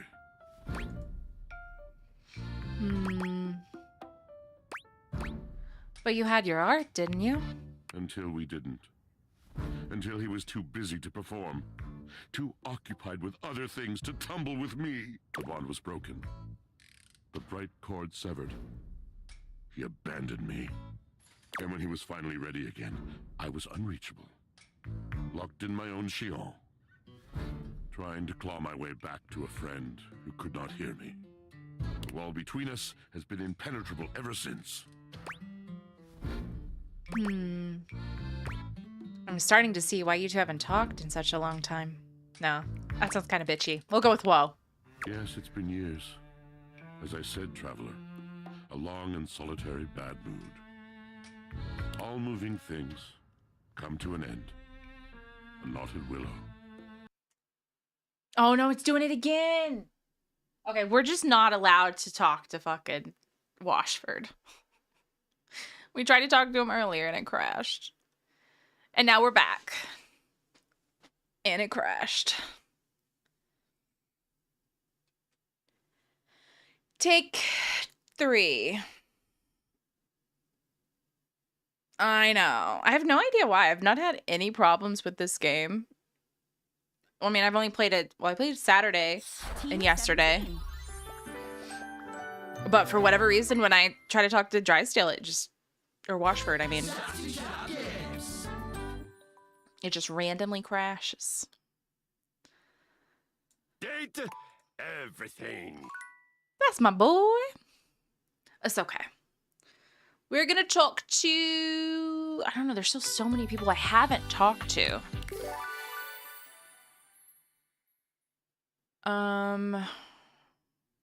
There's nobody in particular. That's my boy. Yeah, okay. It's saved after. We could talk to this guy who loves us a lot. Or not. Can I not talk to him here?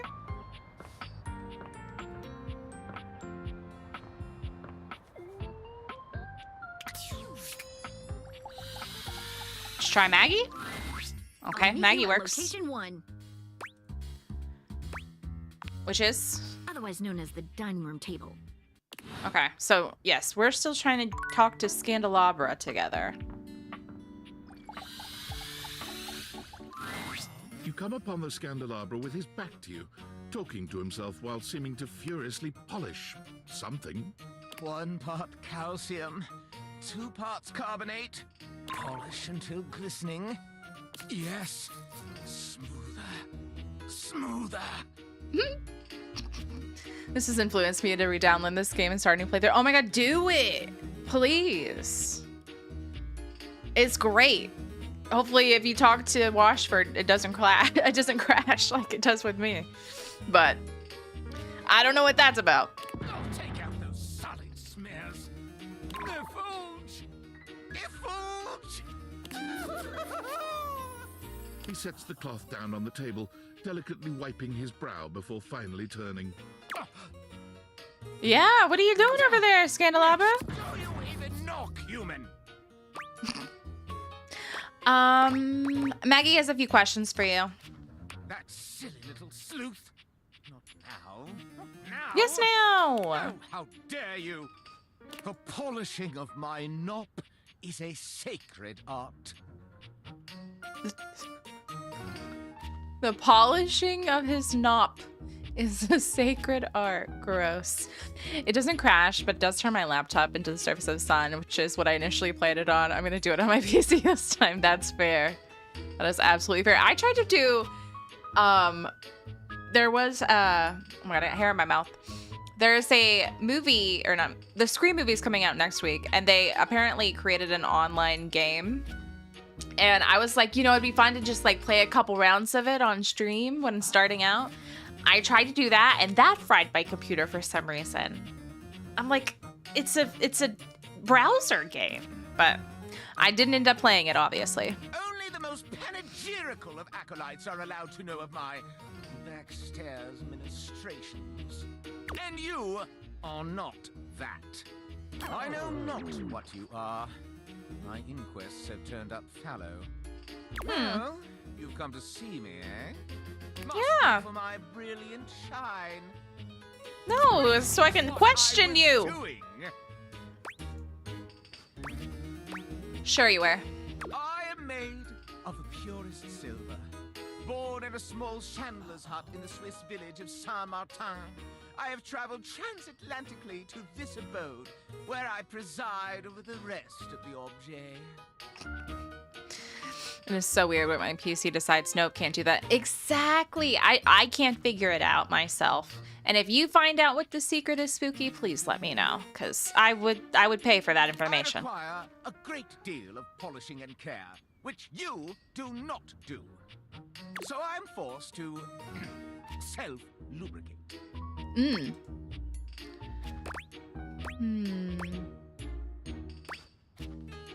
What makes you think you're in charge of the rest of the objects around here? Why, I am better, older, wiser, and purer than they.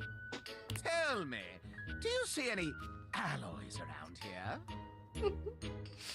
I mean, my laptop makes sense. It's time for that thing to be all yellow. That's fair. I haven't had like a gaming laptop in so long. But I remember when I did, like at the time, game-wise, all I really played on the PC was The Sims. And just the overheating of the laptop in my lap as I try to play. Not a memory I want again. I'm at the point of becoming Amish. I'll likely never learn this secret. I'll be churning butter. Butter works too. Yeah, I guess there are some. There are countless impure alloys here. Why, in your modern day, there is almost nothing that is one element. I am argentum. All my atoms are singular, rigid, upright, of good stock. One of the ancient metals, friend of humans since time immemorial. And most importantly, I am chaste.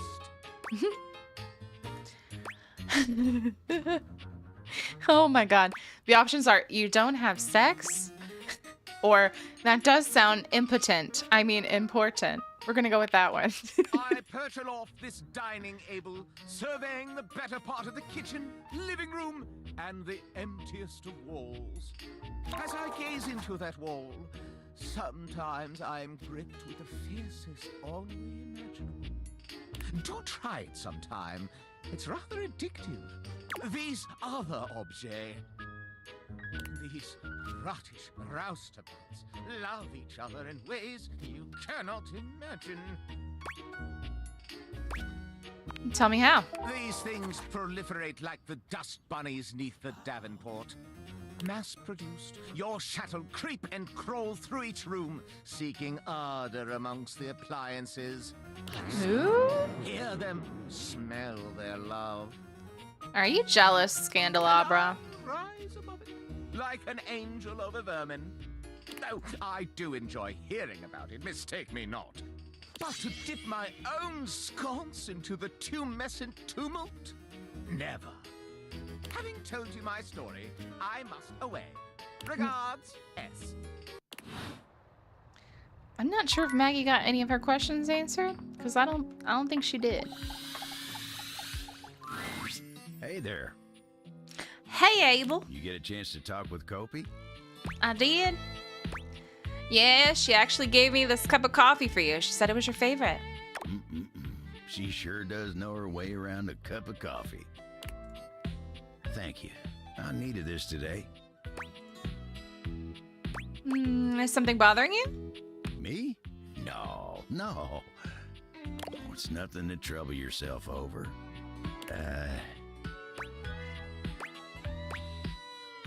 So do you know a lot about the others around the house? I know most of the house, yeah.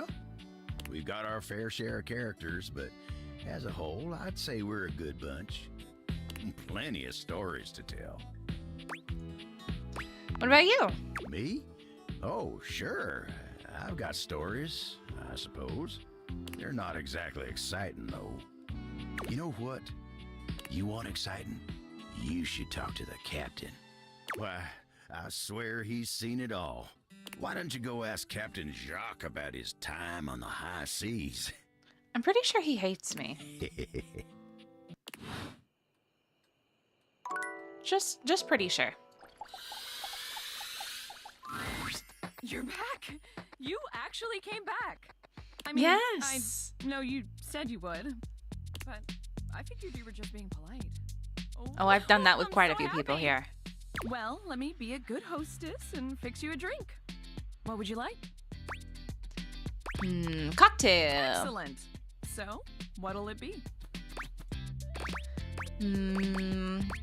go with a martini. Ooh, those are just delicious. So many different floral and spirit-forward flavors. Coming right up. Down your drink. You drain your glass with impressive speed. Oh, that was fast. Aw, thanks, Bev. Anytime! Seriously, anytime. I still haven't had any new customers. I don't know what I'm doing wrong. I make good drinks, I picked a good spot for my bar, and I'm cute and charming to boot. It's not you, What it's else them. do I need? Do you advertise? Advertise? You really think that's necessary? No one's gonna come if nobody knows about it. Oh. Yeah, I guess that's true. Damn. That feels so obvious now. I just figured word of mouth would be all I needed, right? I mean, they say that's the best form of advertising. But I guess if there are no mouths in the first place, then there can't be any words. That sentence made more sense in my head, but you know what I mean. I got you. Too bad this house doesn't have someone like the concept of graphic design or marketing to help me. So I guess we're gonna be doing it ourselves. I guess so. Now, we need this ad to be enticing. We need to be eye-catching and strike up curiosity. But how would we go about that? Eye-catching buzzwords. Yeah, okay, let's do it. Which of these words do you feel best describes the atmosphere of the Tipsy Tumbler? Fun, cozy. Let's go with cozy. A good start, but I think we can do better. We gotta bust out the thesaurus. Show that we're smart, too. Now, Lyric won't come by anymore after I tricked him into saying some drunk tongue twisters. Oh. But he left behind some good pages on his way out. How about one of these bad boys? I mean, they're all just different ways of saying cozy. Commodious, gemultic, congenial, felicitous. Let's go with commodious. Sounds like a toilet. But yeah, John Lou is pretty popular, so thanks for the help. I'll draw up some posters and post them around. Oh, I'm so excited to show this off. Do you think Freddie Yeti would let me hang some of the posters on him? Oh, maybe I could get a TV commercial or a video ad that you can't skip. Huh? Or maybe I'll start with the posters and see how that goes. I kind of forgot I was on a budget for a second there.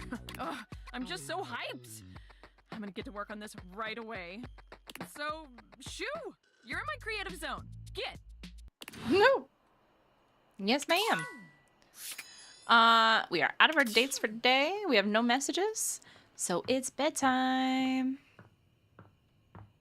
We do need... Oh, there we go. We do need to check, I think, the data decks, maybe?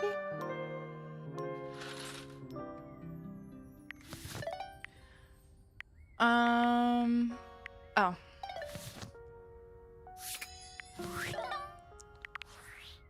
Or is it rumors?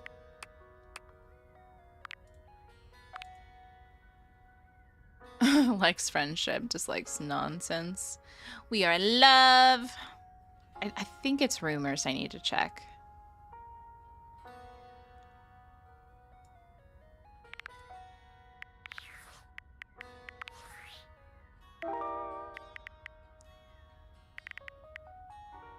Oh, maybe not.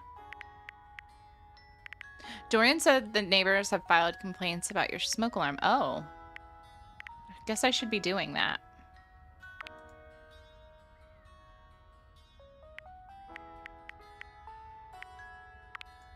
Trying Gosling. Rebel is the rather rowdy rubber duck. Okay, this is not...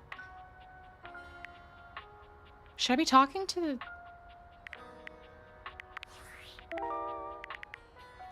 I think I have to right now. Drying gosling. The buoyant birdie is somehow always dirty. So we need to talk to the rubber duck. But let's see if Dorian has anything new he wants to say today. He's always our #1 stop. My darling, you've opened the way to my heart. Come to me. I'm open wide. That's the best way to be.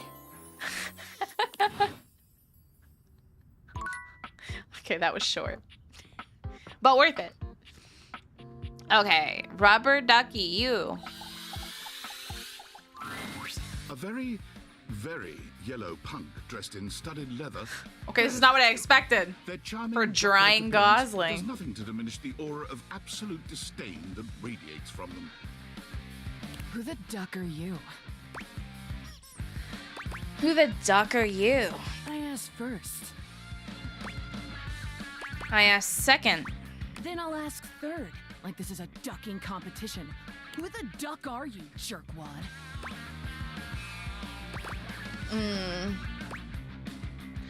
I'm one of the two of us who lives here legally.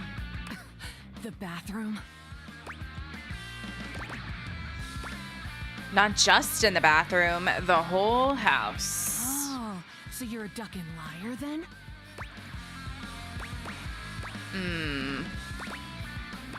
Well, that's just pedantic. Your face is just pedantic, dickhole. I only ever see you sitting and scrolling or standing with a dead blank expression on your ugly mug.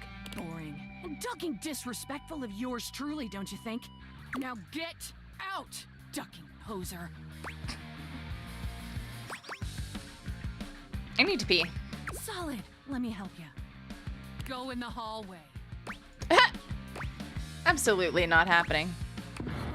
You want to duck and go, dick nozzle? Quack? Nice try. Not get out.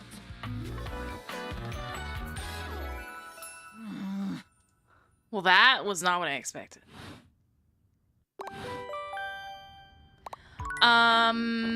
Anyway, back to our messages. I need to check this Discord. Realization recipes. It's in the date theaters. But where?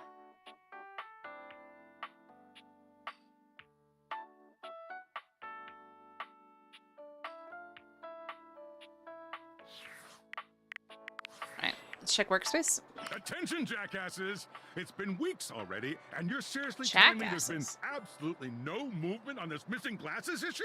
You know, maybe I haven't made myself crystal clear. Nothing else matters. You get me? Your expense reports, corporate retreats, PowerPoint presentations, I don't care about any of it. This is your one and only priority. You find me those glasses if you gotta burn this whole worthless rat trap down to the foundation, and do it now! Secretary Dawson at the Pentagon is breathing down my neck, and his breath stinks like flaming garbage. You think shareholders are bad to piss off? You do not want to screw with the U.S. Department of Overseas Violence, get me?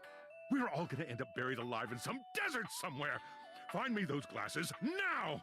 And who the hell came up with the 15% off transparent items promo?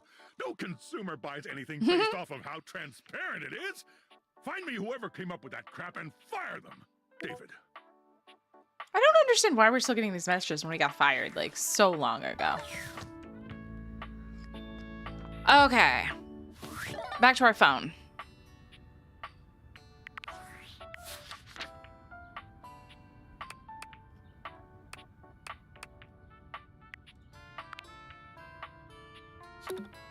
Ah.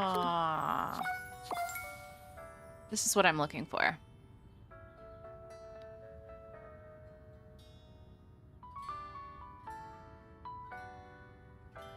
Oh, we need a lot to make him human. I'll have to figure that out. Let me do more research on that, because... Oh, you know what we haven't done at all? Mess with this thing. You're surprised to see Mikey busy I forgot with a about phone it. call. He's turned away from you, talking into a cell phone. You can hear the warmth in his voice as he speaks. Yeah? Oh. Oh, Michaela, that's great. I'm so happy to hear that. Uh-huh. Oh, now, Mickey, that doesn't mean I love her more. Yeah, Daddy's working. I'll be back soon for you. Love you too. Bye-bye. Aw. Mikey spends a small moment looking at the phone, then notices your presence. His demeanor changes to his usual self. Oh, sorry. What would you like to do?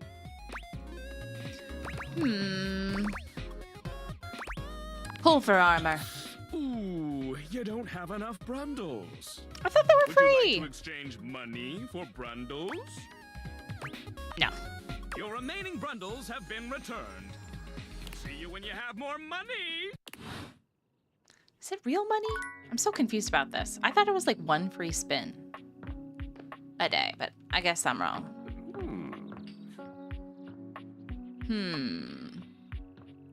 We could see if our AC will talk to us.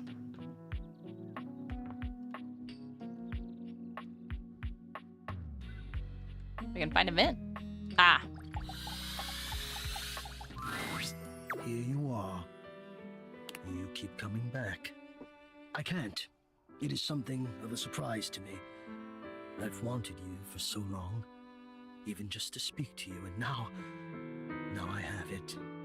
Somehow it feels wrong, like I'm going to lose it. Surely, if you're lucky enough to get the thing you've always wanted, you cannot be lucky enough to keep it.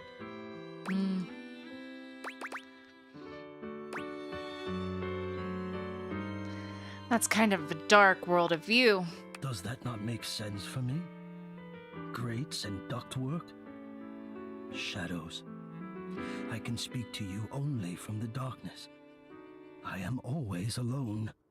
Can you not see that my worldview would consequently be somewhat limited? So let's meet somewhere else. There is nowhere else. There's the attic. No! Oh, good God! I'm afraid of what you might think if you saw me. You're right. I am in the attic. The real me is in the attic. But we have something here. We could have something real. It would break my heart to think that all that could be lost in a single moment of laughing or pointing or even a disappointed cast to those beautiful eyes of yours. No, I couldn't bear it. And I won't. Come back to me here. Only here, do you understand? I'm going now. And where I go is only for me. I want to go to the attic. One more. Oops, wrong button. Abel was friendly the last time you saw him. Oh, it's Abel again. He seems downright cheerful today. He's whistling when you walk up on him, though he stops when he sees you, greeting you with a broad grin. Hey, Abel, how you doing today? Oh, hey yourself, sunshine. You seem peppy today.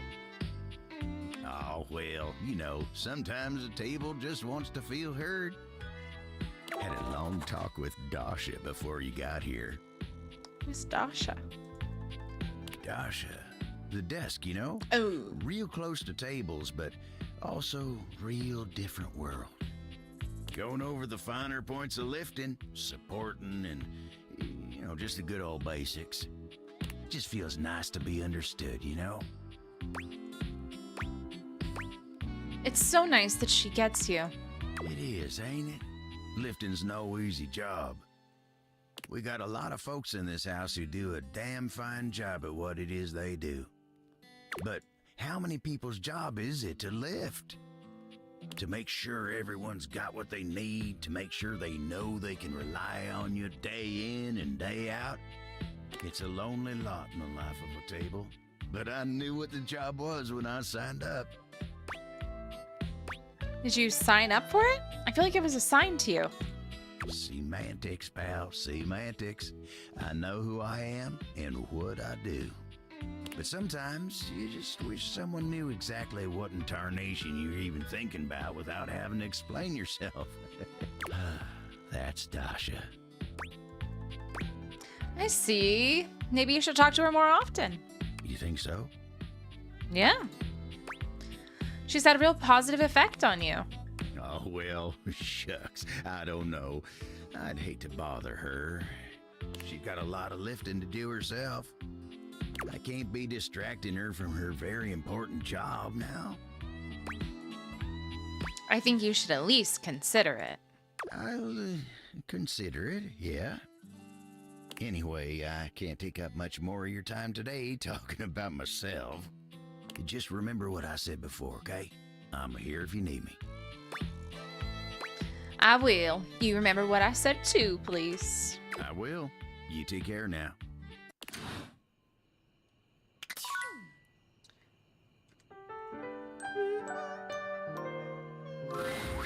Last time, Nightmare just launched right into an unpleasant dream she prepared for you. But for some reason tonight, she hesitates. Whatever the reason, this could be your opportunity to get to know her better, or perhaps to swing your dreams in a more pleasant direction.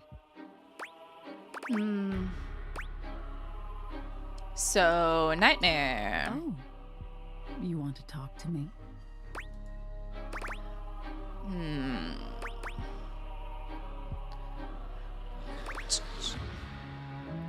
I was just thinking maybe we could talk a little before we get down to the scaring.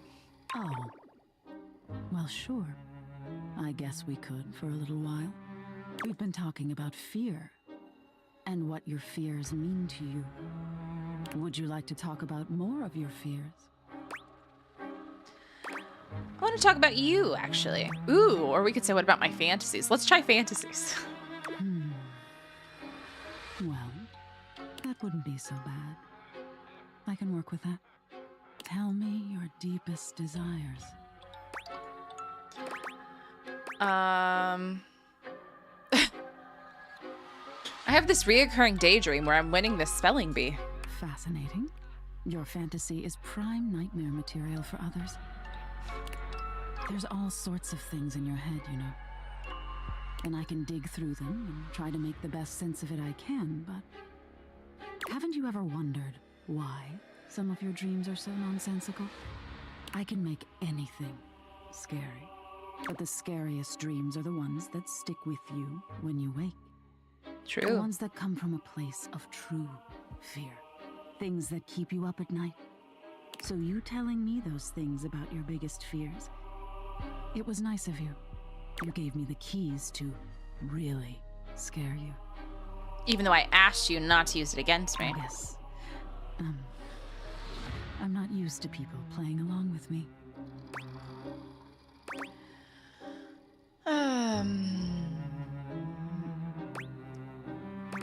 There's value in fear, even if it doesn't feel good at first.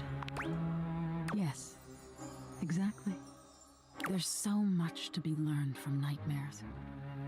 On an animalistic evolutionary level, some say nightmares are sort of like practice for life-threatening scenarios. Others say nightmares are just your brain sorting through stressful events from your day. All pretty useful things, in my opinion. And despite all the scientific advances humanity has achieved, no one really knows that much about me at the end of the day. It's a little sad, isn't it? I wish people would take the time to understand you. I wish they would too.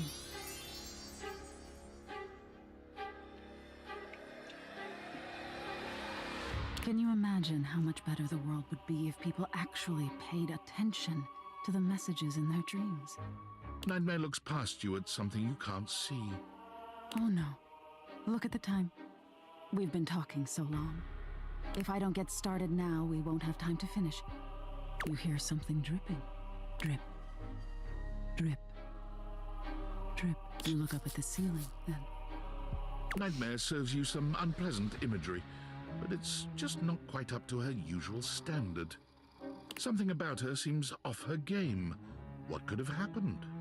Perhaps you can ask her about it another night. Good morning. Dorian, will you let me in the attic now? My darling, you've opened the way to my heart. Come to me. Yeah. I'm open wide. That's the best way to be. No, he won't let me in there yet.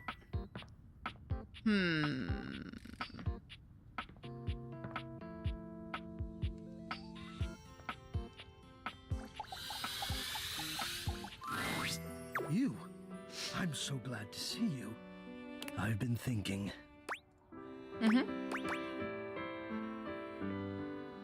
Oh yeah? What about?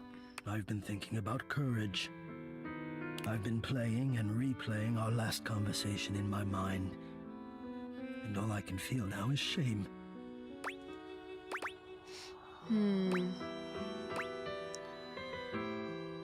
Whoa. Shame? Why? Because of how much I said. I was so frightened, and I'm ashamed to have been frightened. And I'm ashamed now that you know that you have seen that part of me. I feel as though I want to crawl more deeply into my own ductwork and hide my eyes. And maybe that feeling will go away? Precisely, yes. You sound as though you know this feeling. Have you ever made it go away? Can you tell me what works? Honestly, just facing it. You have to go through it to get out of it. Yes, exactly.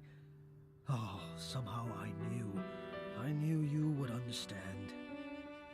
I must face it. I must show my face to the demon.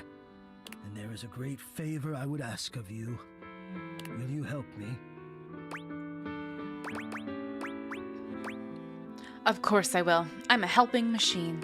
I suppose in a way so am I. From one helper to another, then. Here is what I need. I do not let myself be seen. I become quite frightened. I have even been known to become aggressive, if I am seen at all, but most especially without my permission. This has been my way for longer than I care to admit.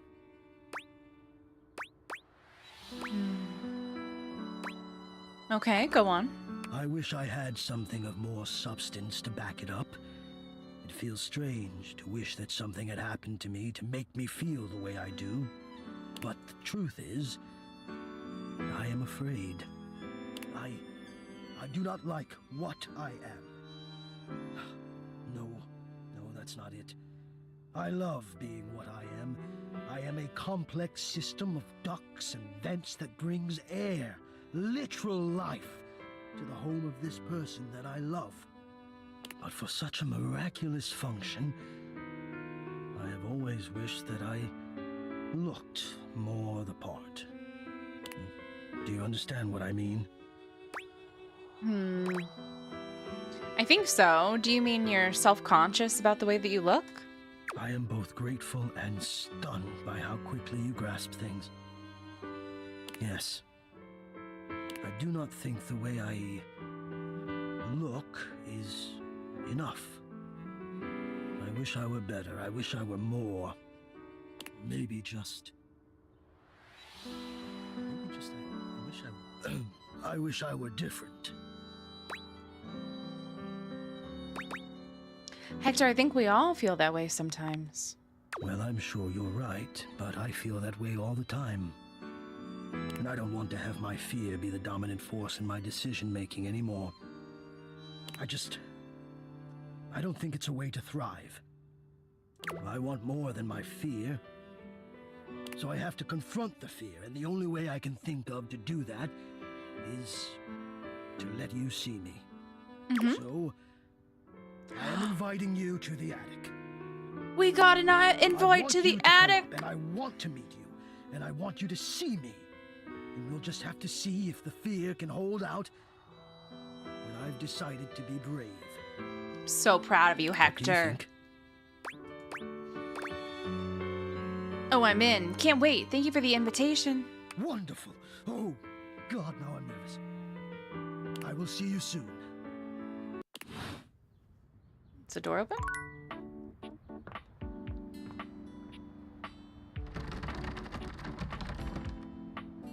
Guess not.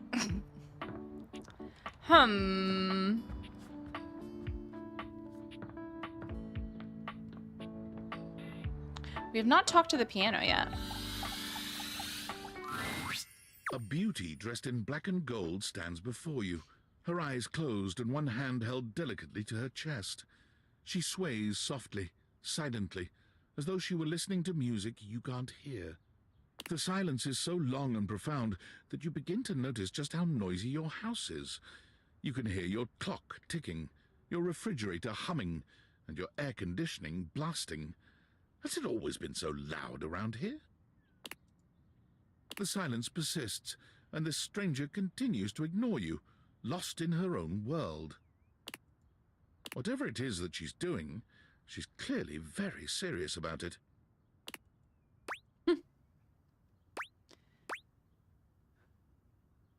Let's discreetly clear our throat. You introduce yourself, and yet still she does not open her eyes.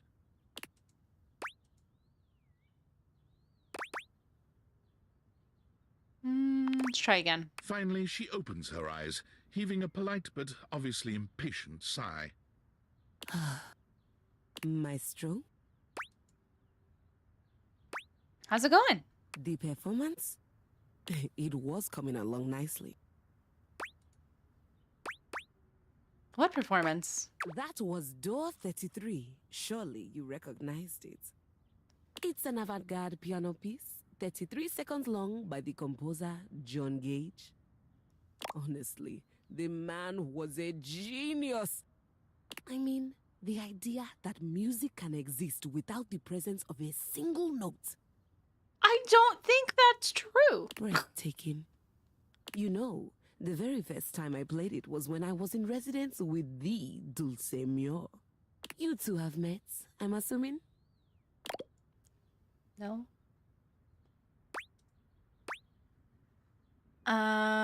No. What the hell are you talking about? Music? I'm always talking about music. Anyway, our audience that night was completely hopeless. They all kept waiting for the music to start, as if they couldn't already hear it. A rustling program, a muffled cough. It was all being performed in real time, but they kept staring at Dulce and I like we were the Philistines. Still, it was one of my finest performances to date.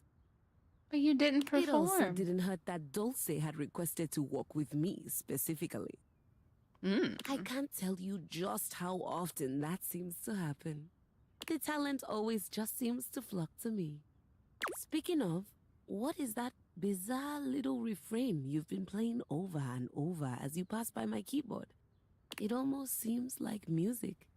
Very atonal.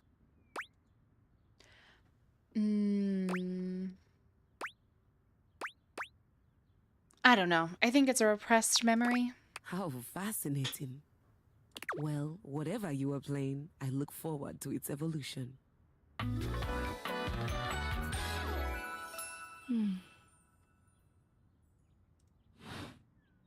So long, Maestro. Well, that's my piano.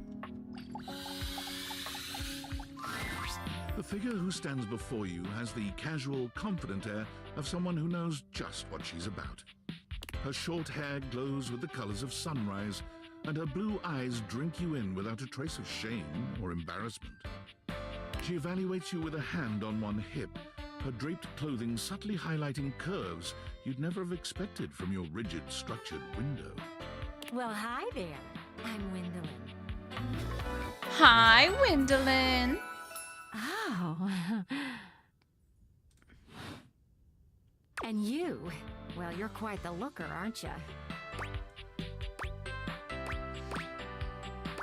I'm not that attractive. Attractive? No. You're the one looking out at me all the time. Look, I don't mean to be so forward, but I found I'm happiest when I'm transparent about what I want and what I'm looking for. And unlike most everyone here, I've been ogled by humans for centuries. I have had enough attention on me, thank you very much. I think people are looking out windows, not at them. Still feels the same to me. You like it when humans look at your body and say, no, I'm only ogling your damn shirt? Fair point. Comfortable. Anywho, if I'm having to do one of these introductions, I might as well get this out of the way first. I'm only looking for one thing in a relationship right now. Friendship. You know it. That said, I can't say I'm looking for anything too serious right now. I know how you feel. You do? Really? Sorry, I don't mean to be skeptical, but I have a pretty good view from here, and I've barely seen you head outside once. I know there's plenty of fun to be had indoors, but there's so much to do in this world. So many views to see. Even just the simple joy of a night on the town. Yet here you are, taking a breather, same as me, but you haven't even had fun yet. What are you suggesting? I just want to see you live a little, that's all. Stop watching life pass you by. Enjoy yourself. Kiss someone. Kiss many someones. And then maybe, in between your adventures, you can come tell me about all the fun you're having. Sounds great, Gwendolyn. I'll report back. Over and out.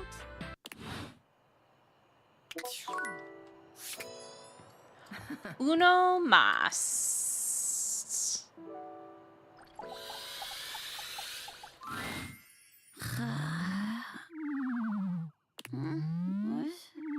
Your order's ready, Mr. Davenport. Curtain rises at 6 p.m. Well.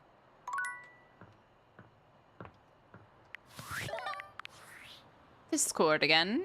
David is obviously becoming desperate, and he doesn't do well under pressure.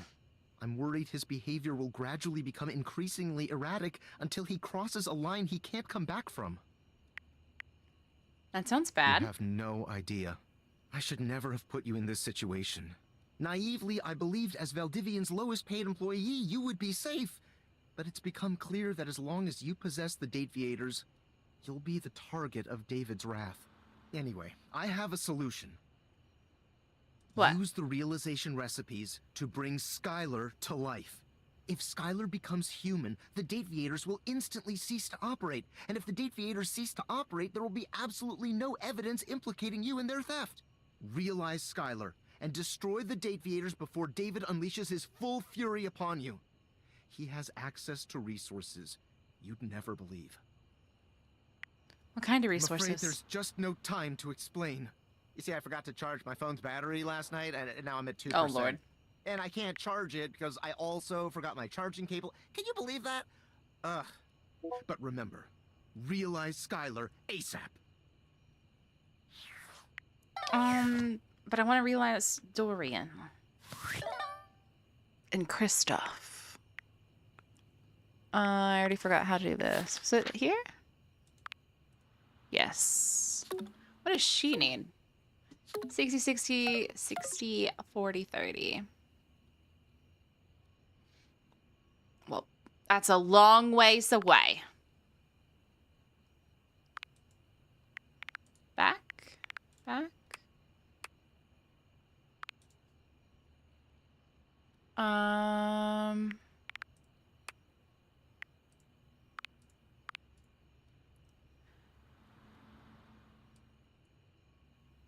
The most hidden Dorian. Ooh, so there's still one more Dorian?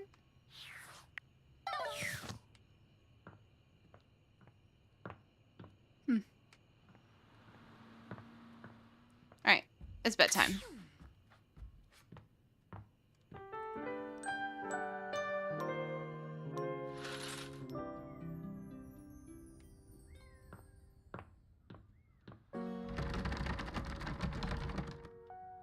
Why can't I go to the attic?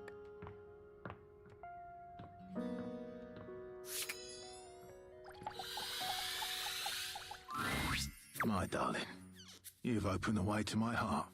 Come to me. I'm open wide. That's the best way to be. I still can't go.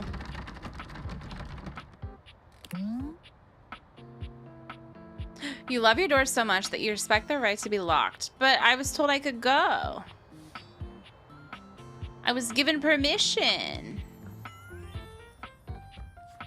You went to the other 16 doors, but this was the first one you walk through when you arrive first here. It always hold a special place in your heart. I didn't even know this was an option. It was here your adventure began. Hopefully this is not where it ends.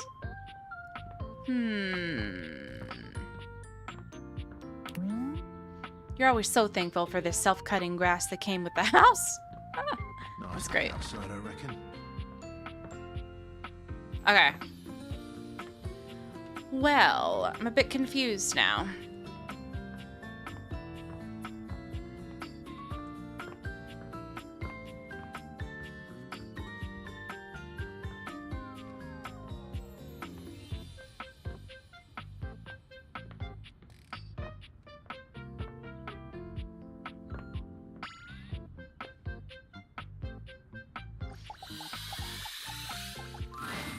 The most expensive character in the game blocks your path. It's Lucinda. Hi, Lucinda. Lavish, beaming. I'm all yours. Can I change how often you come by? What are you thinking? Low. You got it, lover. Now that that's out of the way, I'm all yours. I'm starting to understand what makes you so great. You are? Well, of course you are. But I'm always happy to have another acolyte. Because I am Lucinda Legendary. Do you ever run out of L words? No, I don't. This time, I wanted to show you that unequivocally I am the best. Let's bring up some contestants. There's this one, and this thing. And who could forget this piece of shit? I don't even think I met him. These hopefuls have all been competing for your love. But in the end, there has to be one winner. I guess there does. The winner is me, Lucinda Legendary, for No. Best Foreign Language Short Form Documentary. This award is given to a short-form documentary picture produced outside the United States with a predominantly non-English dialogue track. That makes absolutely no sense. Exactly! That's how incredible I am! Huh? I won it anyway! Hopefully you enjoyed my enlightening discussions. No. Okay. I'm not going to acknowledge that.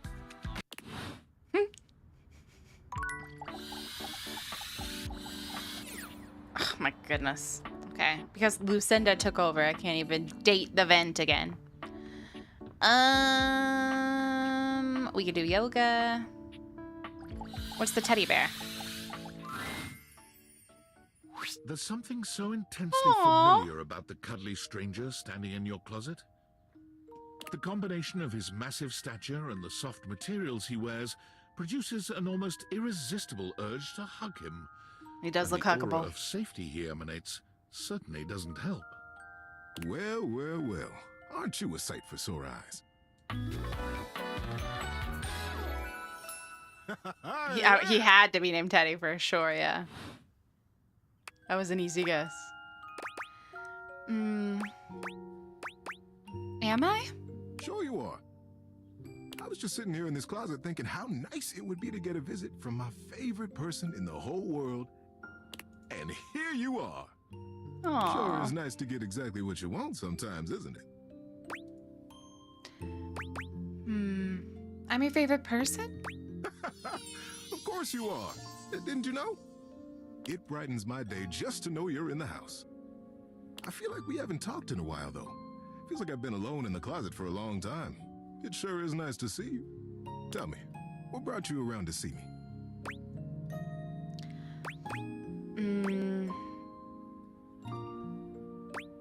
First, I gotta ask, is it weird that we're talking in a closet? Not at all. Not for me, anyway. Closets are some of my favorite rooms in a house. Get a good cozy blanket, a candle, and close that door and you've got a perfect little cocoon. A little nest of peace and safety. You're welcome to share mine. Or we can sit on the bed and talk. I'm comfortable in either place. And no matter where I am, I'll always be happy to be with you. I leave it up to you. Where should I go? You can stay in here. I don't need you out. I think bringing you into bed with me would be nice. Let's go with that. So comfy. So now that we're all comfy, how about a good bit of wisdom? Absolutely. Being that it's daylight out, I got some advice to give you. For me, it's advice in the daytime, stories at night. Want to hear some advice? Yes. So, you know how you don't like to burp in public? And nobody likes to fart in public. I mean... The trick is to get everyone who's around you when it happens to be on your side. And one of the best ways to create a good team is through humor. So, you will burp. And when you do, own it. And with a big smile on your face, say, "Oh my goodness! Did anyone else hear that big barking spider?" That's silly. Exactly. The best way to deal with embarrassment. And now, for the big enchilada. When you fart in public, oof, you gotta own that too. Look up boldly, bravely, and say, "The dog did it." The dog did it. Whoa! Did you let one out just now? I'm kidding, buddy. My goodness.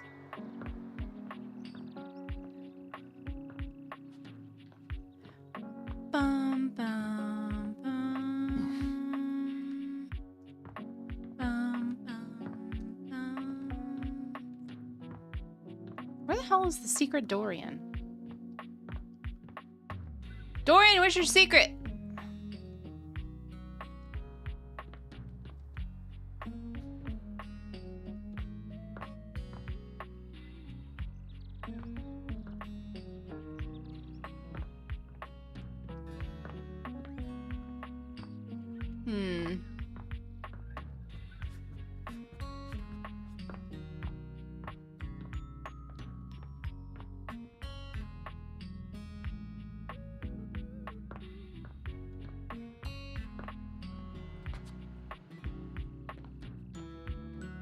It's got to be in the attic, right?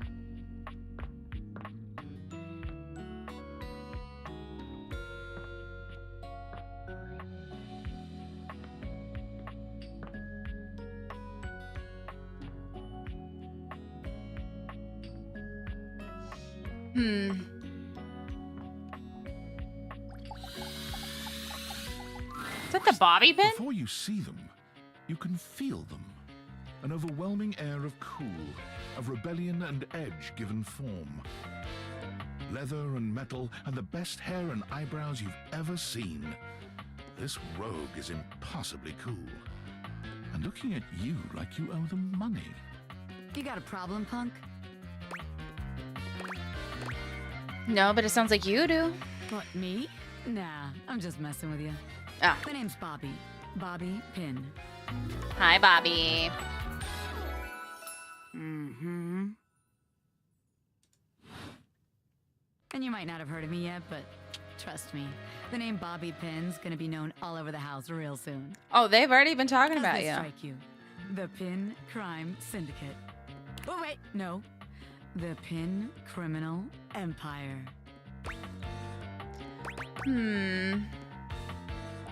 You some kind of crime boss? Not yet, but I will be, baby.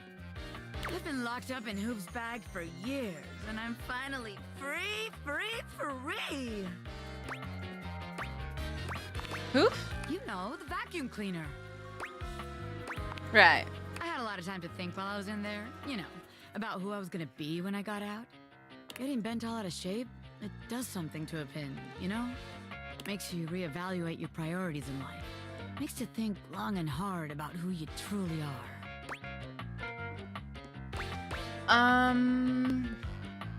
You don't normally look like this? Oh yeah. I used to be pinned straight, if you can believe it. Getting sucked up into Hoop's bag was a real revelation. I never really felt quite like myself before. Would have liked it better if I didn't have to be locked away for a while first, but I feel like for the first time in my life, who I am and who I've always been are one and the same, baby. Good for you, honestly. It has been good for me. Yeah, thanks. I've been locked up, but I'm here now, baby. I'm ready to take what's mine. The real question at this point is just where to begin. Where do I situate my burgeoning criminal enterprise? After all, you know the first rule of business. Location, location, location.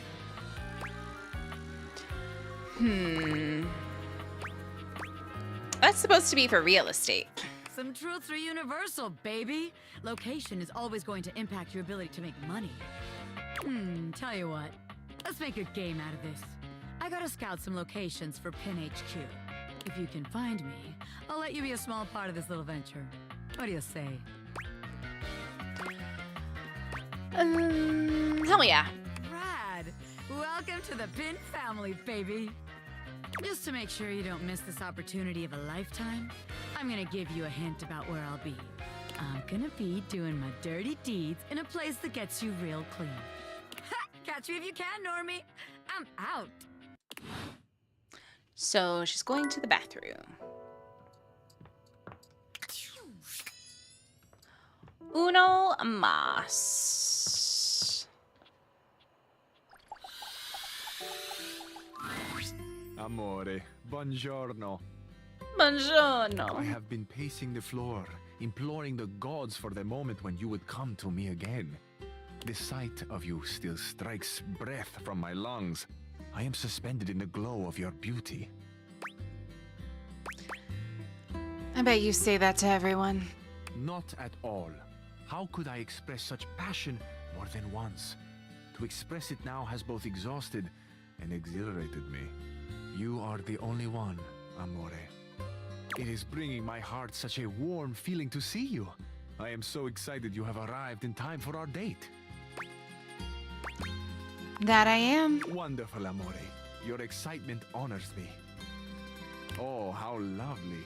I shall tell you all about it. I want you to be prepared for the sensory feast we will create together. First, my Zia Vetrina's restaurant for a perfect homemade meal in her garden. Her kitchen is heaven. Fresh bread, sharp lemons. She is the best cook in all of Italia. I cannot wait to see your experience of all these culinary sensations, amore. What scent will you love? Which flavor will be brand new to you? Which perhaps will make you cry or remember a lost love or a grief? Will your scents be the same as mine? Do you like good food, amore? Real Italian food? Obviously. Certo. Who could not love the food of love? After we have reveled in the pleasure of Zia Ventrina's cooking, you shall meet my dearest friend. Well, perhaps except for you, amore. This is my scooter, Il Ragazzo Pazzo. Together, the three of us will take the most beautiful road in all of Italia. From Ventrina's right down to the sparkling ocean. We will wind through mountains and fog and dazzling sunset light, and we will park mere feet from the gently washing surf. Have you ever ridden a scooter, amore? I haven't, and I'm totally in. Do you mean this ride with me? The most beautiful ride on the most beautiful road in the most beautiful country in the world. This will be your first?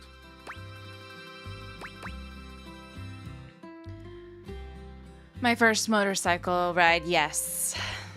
You may be my first for many things, Capricia. We don't want to lie to him. We'll say yes. But mi piccolo sciocco, one does not pump the brakes on Il Ragazzo Pazzo. One just gives them a gentle squeeze.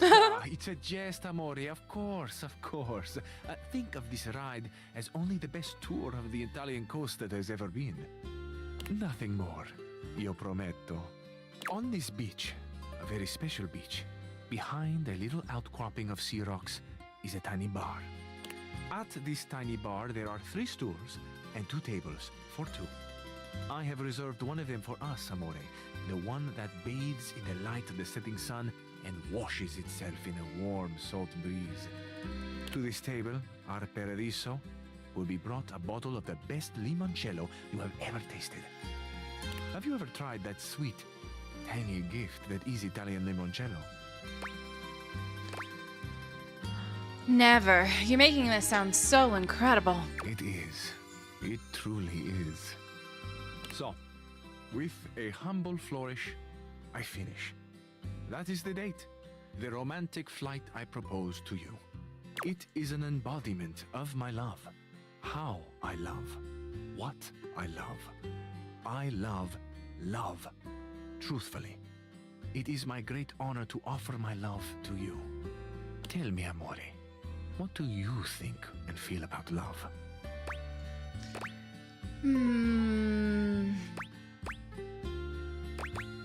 I feel I love how hot you look on Il Ragazzo Passo. Sorry, I'm not Italian. That could be the hot thrumming of the little engine between my doors. But that isn't what you mean truly, is it? Ay, amore, of course the heat we feel is the attraction budding between us. It is the candle on the red and white tablecloth that is growing, flaring. It becomes a bonfire that reflects in the wine and in your sparkling eyes. And amore, my eyes behold you through the roaring candle. And mi piace quello che vedono. In Bella Italia, that means I like what they see. Oh my goodness, I would so love to be across that table from you right now. I don't know if that's supposed to be a compliment. We'll just go, wow, are you always this complimentary? I am Cabrizio. I have space in my heart for so much love. But I am also Cabrizio. I am proud. I am honest. I hold in me only that which is pure and wholesome, and I give that back out as well. I am complimentary when it is earned and when it is truthful. In your case, amore, yes, I will always be this complimentary. Now tell me, you have heard the date I have planned for us. We are already staring at each other through the flames of desire. What would you talk about now? Tell me, amore, what would you have me say? What can I offer you to inflame your heart, to please your gentle ears?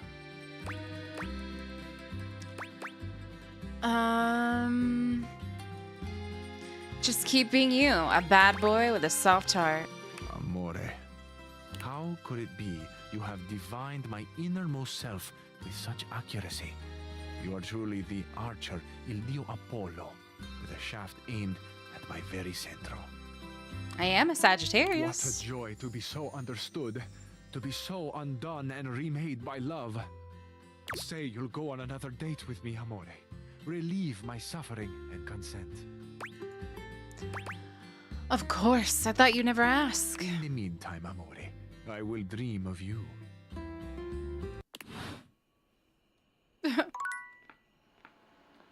Well, it's all of our dates for today. We get to sleep with Teddy.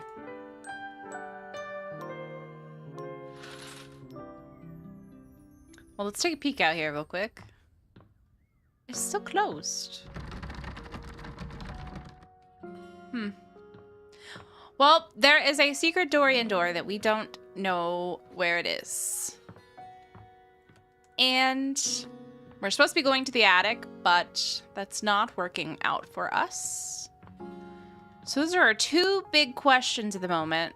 And then obviously, along with the attic is, what does Hector look like? Because we haven't seen him yet. But let's see.